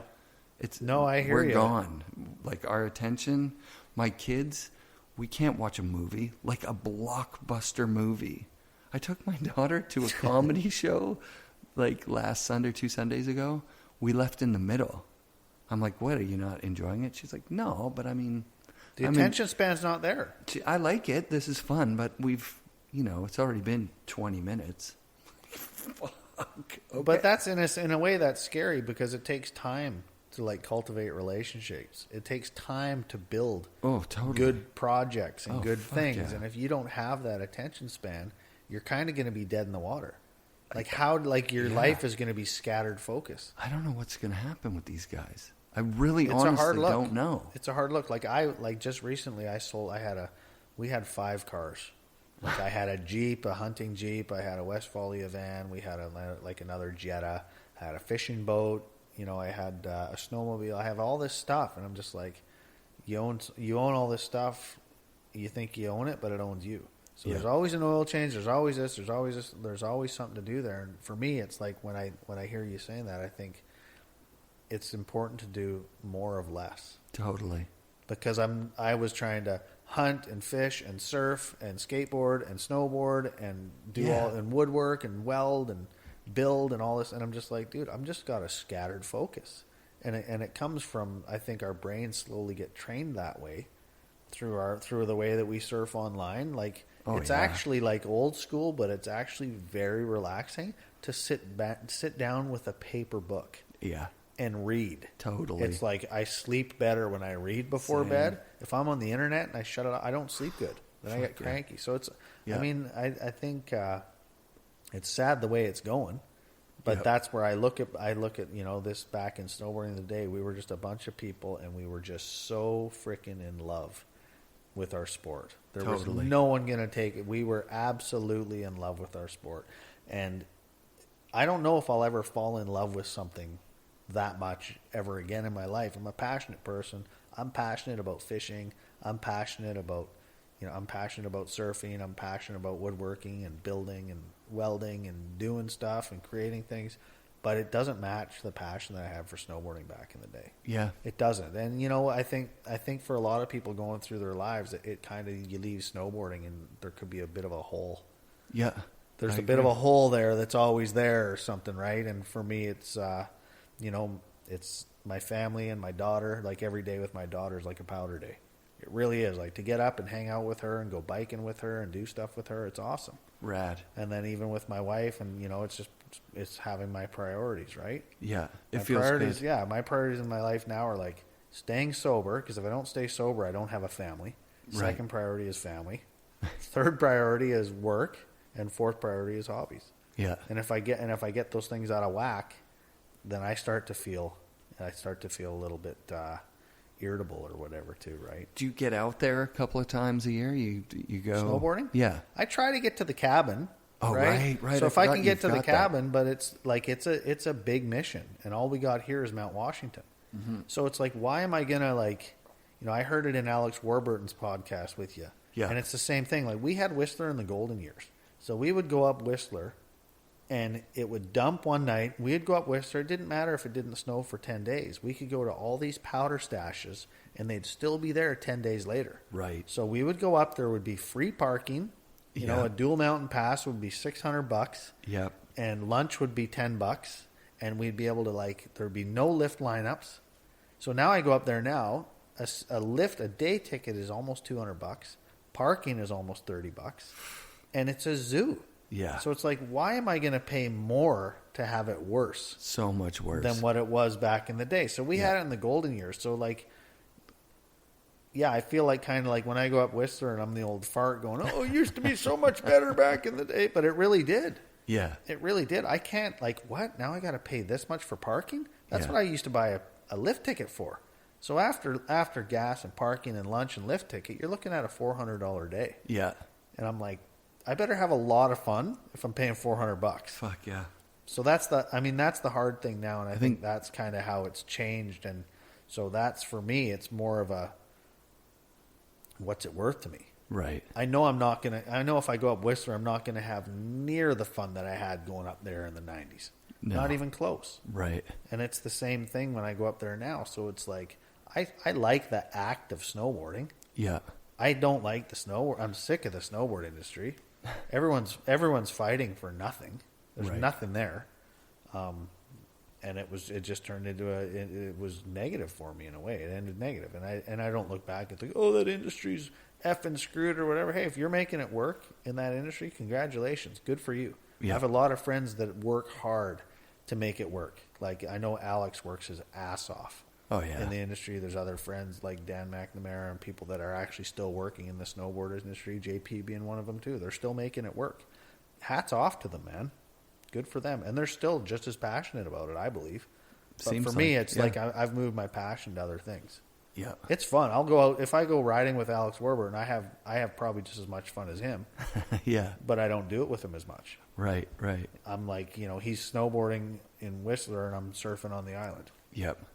So I've just changed passions, basically. Were you able to kind of get into the surfing thing pretty quickly like that, like over here? Because I know it fires over here when the swell's got to be the right direction, right? Yeah, it does. I'm not an incredible surfer. I can head high waves is perfect for me. Yeah, head high, head and a half. But when it starts getting like big, yeah, I'm not comfortable. I've had like 2 near drowning experiences as a child, so it's like when I get in big surf, it's like there's a certain anxiety that comes up. I like head high waves are perfect. They're fun. They're a blast. Right. When it starts getting heavy, like double overhead, it's like, this is a little bit out of my league. And you know what? At my age, I'm 46. I got nothing to prove. Right. At this age, it's all about participating and being out there and enjoying it. Having fun. I'm not looking for a pro contract. I'm not looking to like establish like some new boundaries in surfing or anything like that. I'm just happy to be out there in the water. Right. An eagle flies over you, like a sea lion comes up behind you. It's just the whole experience. I would be so petrified if there's a fucking sea lion, even in the water when I'm in there. I'm terrible for surfing. Was not my thing. I get it. I understand it. Mm-hmm. I know the soulfulness of paddling out and the connection with nature that you get, and just the wonder of the fact that it's just you and your fucking board, some board shorts. That's it. It's like the most. It's freedom. Like look at if you look at snowboarding, if you're actually even going into the backcountry, look at your gear. You got to have like a sled, a truck. Yeah, you got to have a ramp to get your sled in your stinking car. You got to get your avalanche beacon. There is so much gear in snowboarding. Yeah. And if you forget one of those things, or if one of those things breaks, you're screwed. Yeah. So I'm not like, I've had like worst case scenario in snowboarding when you're hauling sleds out of the backcountry and like when friends are passing away in avalanches and that kind of stuff. I've lived that. Yeah. And it's like after a while you're like, what, is this really worth it?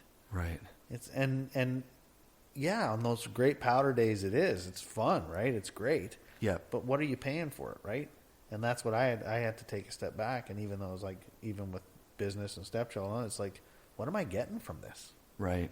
Like Brad and I used to make jokes, like all we're doing is providing friends for our jobs, and even at that, we're not paying them well, or on time. Yeah. So it was just like, it's just this, like, you feel like sometimes working in the snowboard industry, you feel like you're running uphill in roller skates. Yeah. And I felt like that for years.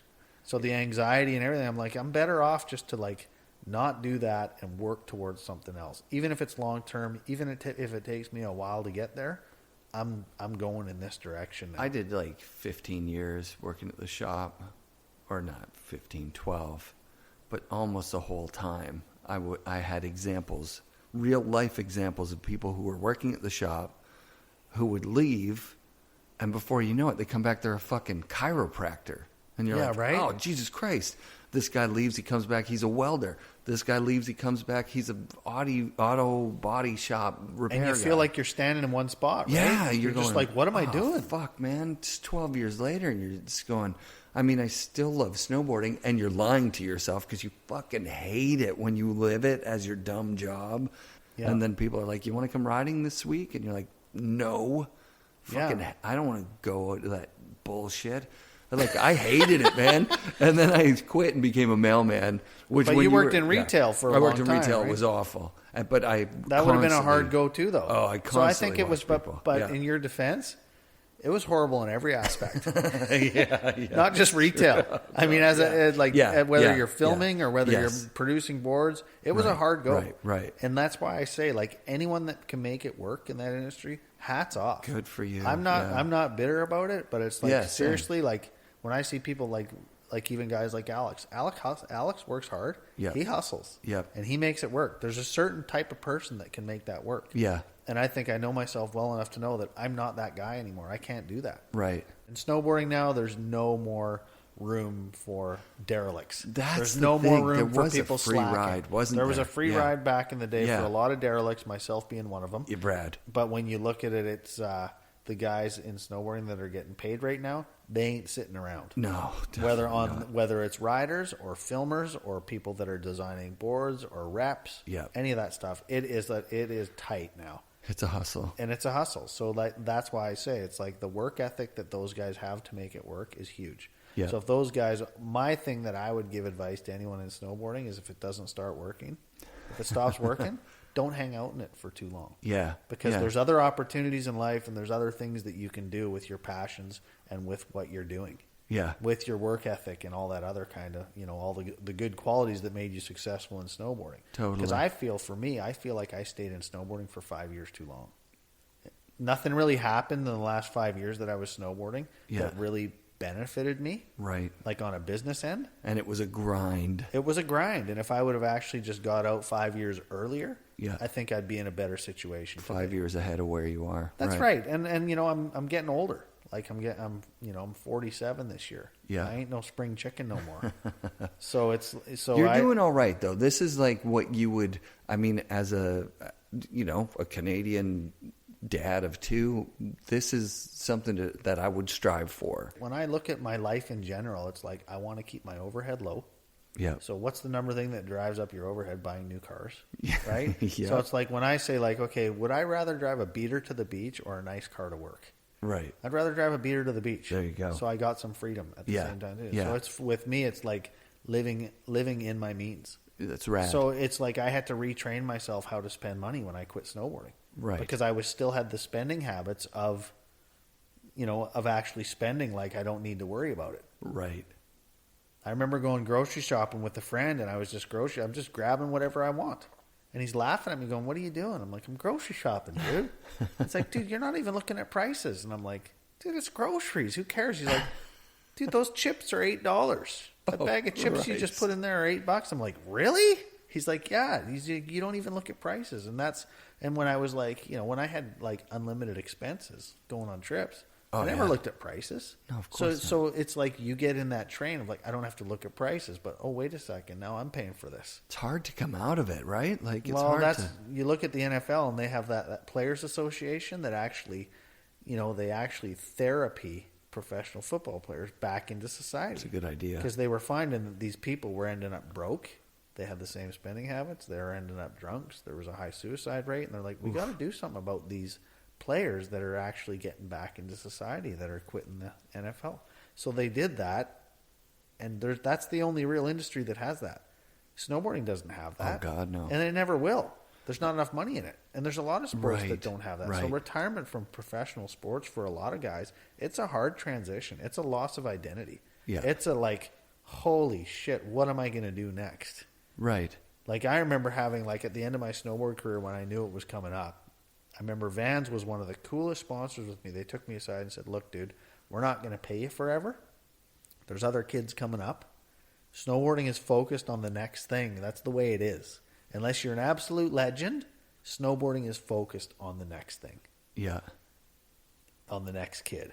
And you're not that next kid no more. Vans said that, and they're like, we're going to continue to pay you for 3 years.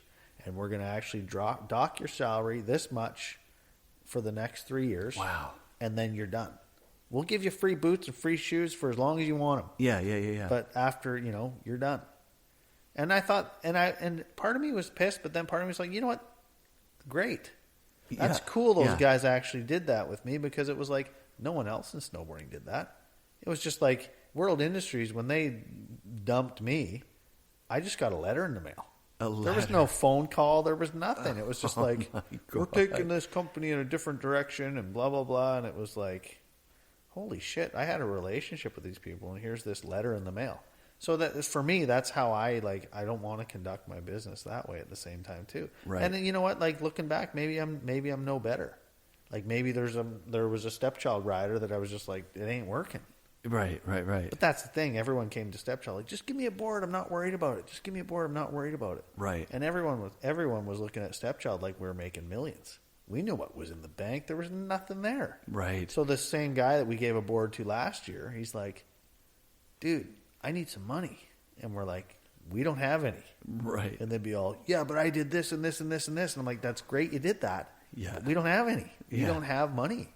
So there was some riders that stomped out the door and they were pissed or felt like we wronged them, but they didn't see the whole picture. And did that teach you in that moment, like, oh, fuck, this is what that Vans thing was, or this is what World Industries, like, did you have a moment where you were like, ah, fuck, oh, that's what that meant. That's why I didn't A little get bit. that. Like, there's more, there's always more to the picture. Like, I always think Yeah. that people base 90% of their opinion off 10% of the evidence. Yeah, that's right? smart. I think that a lot of people do that. And that's, for me, I'm like, when I base my opinion off only a certain amount of the facts, I'm not really giving that situation a fair look. So that's why I try not to judge. I try not to come to assumptions of people or even judge situations as much. I'm just a spectator in a way. Right. And I'm a spectator that doesn't have all the facts. It's like watching the end of the movie and thinking I know what happened at the beginning. Right. And that's a lot of situations in snowboarding in my life were like that too. Yeah. And I don't want to be that, right? And I got kind of the same way. I could see when I was doing the Forum movie with video gangs, I could see how a lot of those riders were just pissed. Right. And I could see how the company was pissed. Yeah. But I knew the problems that the company was having, And the financial difficulties. Yeah. Right. There was a computer program that they had down there where all the reps enter their, I think it was Quorum or something like that. Does that ring a bell? Yep. Where all the reps enter their sales orders in. Yeah, their orders, right. And then their order spits out the production numbers. Yeah. And the production numbers go to the factory. Yeah. So there was something that happened with that system at Forum. And it's like, so I remember that year all the reps would put in, like, say they needed 800 size 8 Forum boots. Yeah. And there was some screw up with Quorum where they only produced like 8 boots. Like that kind of stuff, right? So it was like, shops were not getting what they ordered, and Forum's looking at it going, shit, right? So business problems happen. Yeah. But when business problems happen at the top, it's a domino effect to the bottom. There's a reason why those riders weren't getting paid. Right. And sure, there was some overspending. Champagne flowed from the water fountains down there for a while. Yeah. But at the same time, too, there was a lot of factors out of their hands and a lot of factors in their hands that led to that happening. There was a lot of rock stars in that company at that time. Like, Totally. there was just so many people, because Mike was part owner, right? So Yeah. Mac Dog's part owner. He's making these movies. Yeah. What's the owner guy's name? Raul Reese. Yeah. He was, he's trying to be this money guy. But he wasn't really the money guy. I think Raul Reese is a marketing genius. Yeah. He put those guys together and he marketed the shit out of that. He did it proper. He did it right. He hired all the right people. And I think it was the money thing where it was like he never advertised himself as being a money guy. Right. He was like, I can put this together. I can do this. I can hustle and make this happen. And I think the money guys, he left the business up to the money guys. He was still informed of it. So I know that he was in a pressure cooker too. Right, because they're going to go like, hey, if we just cut out Mike and we do our own video, then we make twice the video money. Like, why wouldn't we do that? And like a regular dude like you or I, or even him under different circumstances would say, because we're not going to fuck our good friend. That's right. And everyone's like, well, there's no good friends in business. It's all about the bottom line. So that's what happens in business. I just think that no matter what you do for money, nothing's going to be perfect. Right. When that's okay. Coming back to what I said about the podcast, like when I get pushed in a direction where I start to fantasize about all this money that's going to come in, I always remind myself, it's a free fucking podcast to a snowboard industry. A lot of guys who are like you or me who love snowboarding and loved it back then, which is a small number of people on the planet. Yeah. And as soon as money gets involved in anything I love, it turns into a giant pile of shit. It just that's does. what happened with a lot of my videos. When we had like certain sponsors dictating what we could do. Right. There was a year that we went with Wasserman Media, and that was the year we made Derelictica, which is probably the worst movie I've ever made in my life. And it was just like, what? We got to put this Toyota thing in there. We got to do a Toyota logo. And I never got to pick the riders. I got to pick some of them, but they were like, no, you got to film this guy, and this guy, because this company's going to pay this. And I'm like, but I don't want to. Doesn't matter. Yeah. We're raising the money for this. Yeah. And so it was kind of like an edit and produced by trial or by jury. Yes. Yeah. And it was just I'm not being creative. Yeah. Like, I know that this can be better if you let me do this. Yeah. Doesn't matter. So that's where it's like where Child Support, the movie Child Support for us, we teamed up with Nomus, and Nomus was cool. They were just like, do whatever you want. These guys are dope. Here, we'll give you this financing. And Stepchild scraped together some for it as well, which was out of my pocket. And we were able to do it. So that's the movie. That, I think Child Support and Whiskey One were the two movies that I could look back at. And those are the only two movies that I could say like we had 100% creative freedom on those. Rad. Yeah. So that's why they were good. So these sponsors that come into these movies and try and control it, it takes away from the quality. Totally. It takes away from the viewership. But everyone wants control. Because they feel like they've got some sort of ownership on it. Rob sponsored the show. He's one of the first sponsors. Yeah. And he gives me wired boards. And I'm seeing the deer in your yard right now. And I love Rob. And I love what he does. And I really love that he builds boards in Vancouver. That's my main thing, right? Yeah. But to make money, he also builds boards in China. Yeah. And I'm like, fuck, I don't love that. And every once in a while, he'll say, well, you should do this or you should do that. And it's hard to like shave away the like, okay, what part of this is him trying to make money for his fucking company? And what part of this is him being a friend to me, telling me your podcast will benefit if you do this shit. Yeah. But the genuineness of the relationship is that I can say to him, like, I can do whatever. Like, I could ride a different board. I could talk in the show about liking Burton or any other company. Yeah. Because at the end of the day, it's more important to him that the product is authentic than it is. We're not going to make it a fucking Wired ad. You know what I mean? But at the same time, too, like, look at the experience. It's the same thing with snowboarding, what I learned about branding and what I learned about distribution and what I learned about marketing and that kind of stuff. Maybe the podcast is something that actually gave you a foundation. Maybe you move on to radio. Maybe you move on to a bunch of... You're going to take this experience and you're going to do something with it. Yeah. You're becoming a better people person because of it. You're able to carry conversations on that kind of... on certain topics. Become a better interviewer and that kind of stuff. So you don't... It's parallel worlds in the same way. Like, sure, I didn't make $1 million off of snowboarding. Right. But I took my experiences from snowboarding and I'm taking it to the business that I am today and I'm going to benefit from it. That's rad. You're not going to put anything... You're not doing anything right now that you're not going to eventually benefit from. Sure. Yeah. And And that's all I'm saying is like, looking at it that way. So I wouldn't worry too much about. I never do. That's the thing, is that I don't. Like, I think And that you the shouldn't. strength of it is just the fact that, honestly, for me, it's what I fucking want to do. It's I a like passion it. project. Yeah. And there's nothing wrong with that. Yeah, totally.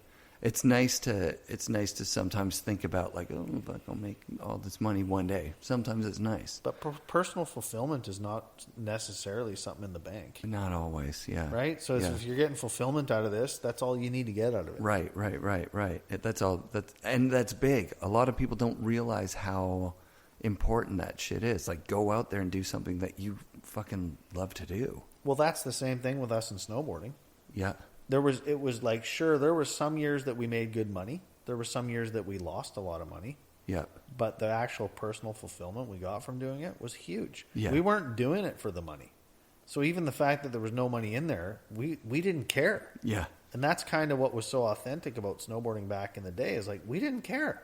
Someone's going to pay me $1,500 a month to ride their boards? Sure. I'm going to do it anyways. Yeah. Right? That's and that's how we kind of looked at it. So it's the same thing with what you're doing. Well, you lucked out too. Not lucked out. Like, you had that early foresight to have integrity to work with brands that you didn't ride for Checker Pig or Wild Duck or Crazy Banana. And I'm sorry to all those people that had those companies. All three of those guys were European, but Yeah. I don't think I wasn't going to point- ride for someone like that, but there Yeah. was that clothing company, Gush. Who was that? Was that from Kelowna or something? They were the Ishis, and they were from Japan. Oh, from Japan. So the team Right. started out with, it was first rank with myself and Cardiel. Right. So we went with them and said their parent company was called T1. Yeah. And we're like, call the company T1. Yeah. Call it T1 Clothing. Like, Sick. it doesn't mean anything, but Gush is like, that's the worst name. Like, seriously, don't call the company Gush. Right.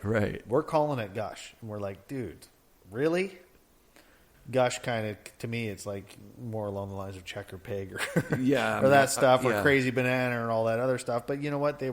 What they did was they listened to me, and they were cool, and they let me design the catalogs, and I had a big say in how they designed Rad. the clothing. Yeah, And they let me handpick yeah. the team, and I was telling them, like, the only thing wrong with your company is the name. It's so funny because Change I don't the see name. that. Yeah, like, because to me, Gush Clothing has integrity because of the guys that were running it, that were riding it, which is like you and those. And But those the name was just, that's where we were all like, we'd get these checks from, Gosh. well, we get checks from T1, and we'd Yeah. be all like, just call it T1. And the owner was this, like, he's a hard-ass Japanese businessman. And he's like, Yeah. no, we must get Gush off the ground first, and then we do another company called T1. And we're like, no, please don't. And then Rankwit and Cardiel were like, we're out of here. They both went to Sessions, didn't they? I think Rankwit went to Sessions, and then Cardiel went to skating. Yeah. Cardiel just like Yeah. pieced. Yeah. I've heard him talk about it on a podcast. He just was like, as fun as it was to snowboard, his zone is in skateboarding. Oh, 100%. Yeah. When he was snowboarding, it was like, okay, well, I'm not skating today, so I'll go ride. Right.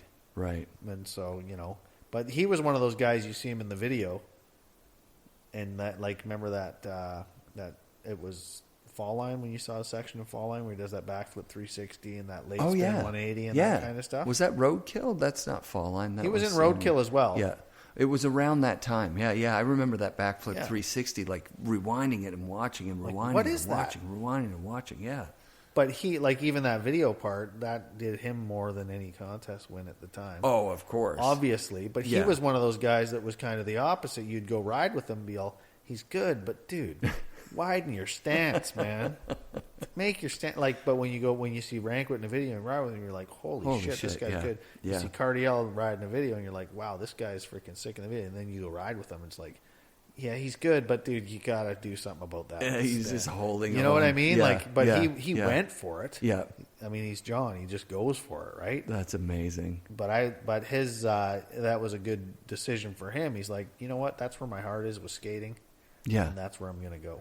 I think when you were talking about having your passions or like just the things that you're focused on being too scattered, a friend of mine in the mid 90s, early 90s said, I have too many hobbies. I have too many passions of windsurfing and hockey in the winter and snowboarding and golf. And he just had too many sports. And I remember realizing I just have snowboarding and skateboarding, and I don't really skateboard anymore because I don't want to get hurt, because you always get badly hurt skating. Mm-hmm. I'm like, fuck, I guess I'm kind of lucky I only have one. And I don't think I've ever had any other one, like my whole life. Oh, I've been sport goofy. I've done nothing but snowboarding. Isn't that weird? Not really. I mean, if that's what you're passionate about, like I've done a lot of things, but I've lived the life of sport goofy. Yeah. Like I motocross raced, I downhill mountain biked, I did a lot of skateboarding, I did wakeboarding, I did surfing. Like I grew up in Kelowna as a wake boy, right? So we used to go out on these scurfers behind the boats when it wasn't wakeboarding, right? Right. So I grew up doing a million different things, BMX racing, like, skiing. Like there was a lot of stuff that I did. So yeah, everything just funneled for me. It just went like BMXing. It was really fucking hard. So remember those scooters came out? This is embarrassing. I've started riding those like little mini BMX scooters.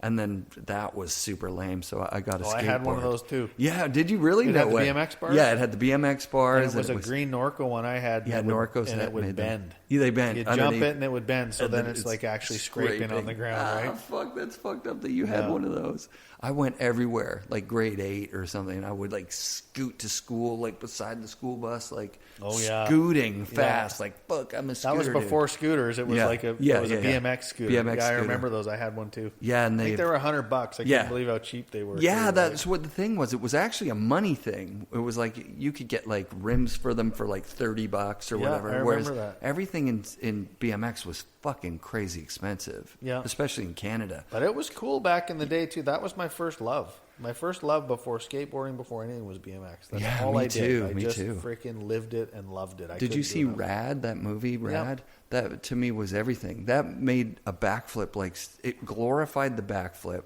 It villainized the industry, right? Like, oh, don't get sponsored. Don't be like the GT team. Yeah. I remember seeing, like, the Haro team jumping around doing, like, fucking Miami hoppers or whatever and being like, oh my God! Remember the Tough Wheels too? Tough Wheels, dude. Yeah, that was sick. Yeah, and I mean, that was cool back in the day. That was the marketing was dope. The marketing there was sick. Yeah, and Vans. That was where I wanted to get Vans so bad. From Vans, that movie. That's like Vans. I think it started more as a skate I think they had a lot more of a stake in BMX than did in skating. I think so. Started. Yeah, and even Oakley. For sure. Remember how Oakley started? Oakley's, yeah.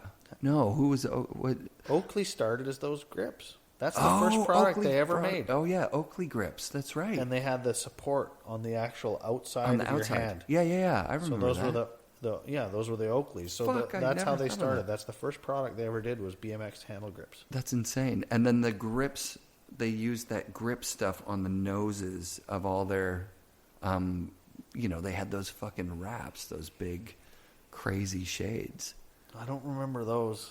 Well, but you look at that company, like they were talking about transferring passions. They started as making grips. That's crazy. I mean, look at that company now. Like they sell goggles for $400. Yeah. And that's my problem with snowboarding now. Is like, why are you making it so elite? It is. Why really are you elite. selling? How could you? And that's where I was like, back in the day, like everyone looked at the snowboard company to pay all the expenses. Right. And so when I look back in the day, I'm like, well, hold on. Why am I paying all these expenses as a snowboard company owner? Yeah. This guy rides for Oakley. So as a snowboard company, I got to put out $100 to make $60. Right. That's so I've got $160 tied up to make $60 basically. Yeah, dude. And when you look at goggles, how much do they make a goggle for? Like look at after they pay for the mold, $20. They make a goggle for $18. Yeah. And they sell it for $200. Yeah. So they're putting out $18 to make they're putting out $18 to make $100. Yeah. And I'm putting out $100 to make $60. Yeah. So there's like with a snowboard company, hard goods, it's always going to be a battle. Cash flow is always going to be a problem because you have to put out so much money to make so little. Yeah. So your money is always tied up, and that's where I was looking at it going and. Like companies like Oakley, they were kind of getting a bit of a free pass. Oh, yeah. Because it was like everyone was looking at the clothing company and the snowboard company to pay for it. Right. Back in the day. And they had that logo on everybody's, anytime there was a shot of somebody's face, there's that Oakley headband, basically. That's from right. Yeah. So Sims is paying for a rider to go on the other side of the world, and Yeah. this rider just happens to bring his Oakleys with him. Yeah, So exactly. Oakley didn't pay a dime. That's so a lot of insane.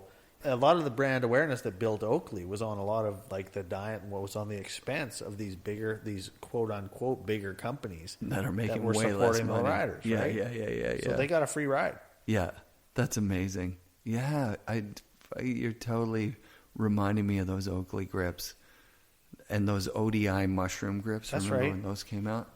I wanted all that shit, but that was the thing. Was like I would go to Toronto with my family, and they're like, "Okay, well, you can get like, you know, it's Christmas. You can spend your whole $50 on your BMX bike," and I'd be like, Yeah. Okay, well, I get mushroom grips and new brake pads that match the grips." Yeah. And that's it. Mm-hmm. And now I got to put them on my scooter. That's right. So yeah, it's all good. Like you look back at the snowboard industry, like just in whatever in closing, I don't have any regrets. Oh, I have, obviously. there's certain things that I did. Maybe there's certain people I hurt through my drinking and through my selfishness that I wish that kind of stuff didn't happen. Mm-hmm. But I don't look back and regret it. I mean, we were just documenting what we did. It was just a time in our lives, and it was a crazy time. But like, I don't look back. I still got a lot of good friends. If I hang out with Kevin Young, or if I see Mark Morissette, or if I see Kearns, or even Jimmy Halapoff, or Kevin Jones, any of those guys, it's like I can just pick up where I left off. Yeah, Duff. Like even with Mike and Duffy and all those guys, it's like you don't see someone for a while, and it's like you don't have to. You don't hear from them for a while. You don't see them for like a few years. Yeah. And then you're like, you run into them, and it's just like a day hasn't passed. Yeah. And we built that with a lot of those people, That's rad. And it's like, even when you talk to like JP or Simone, like Simone Chamberlain, he moved to the island, and he had a bit of a hard go moving to the island. Like he had everyone just drop him like that. So we went making from good money. Yeah. Snowboarding. Nomis went out of business. Stepchild was making no money. People weren't paying us. And it was like, so he went from that overnight banging nails for $17 an hour. Yeah.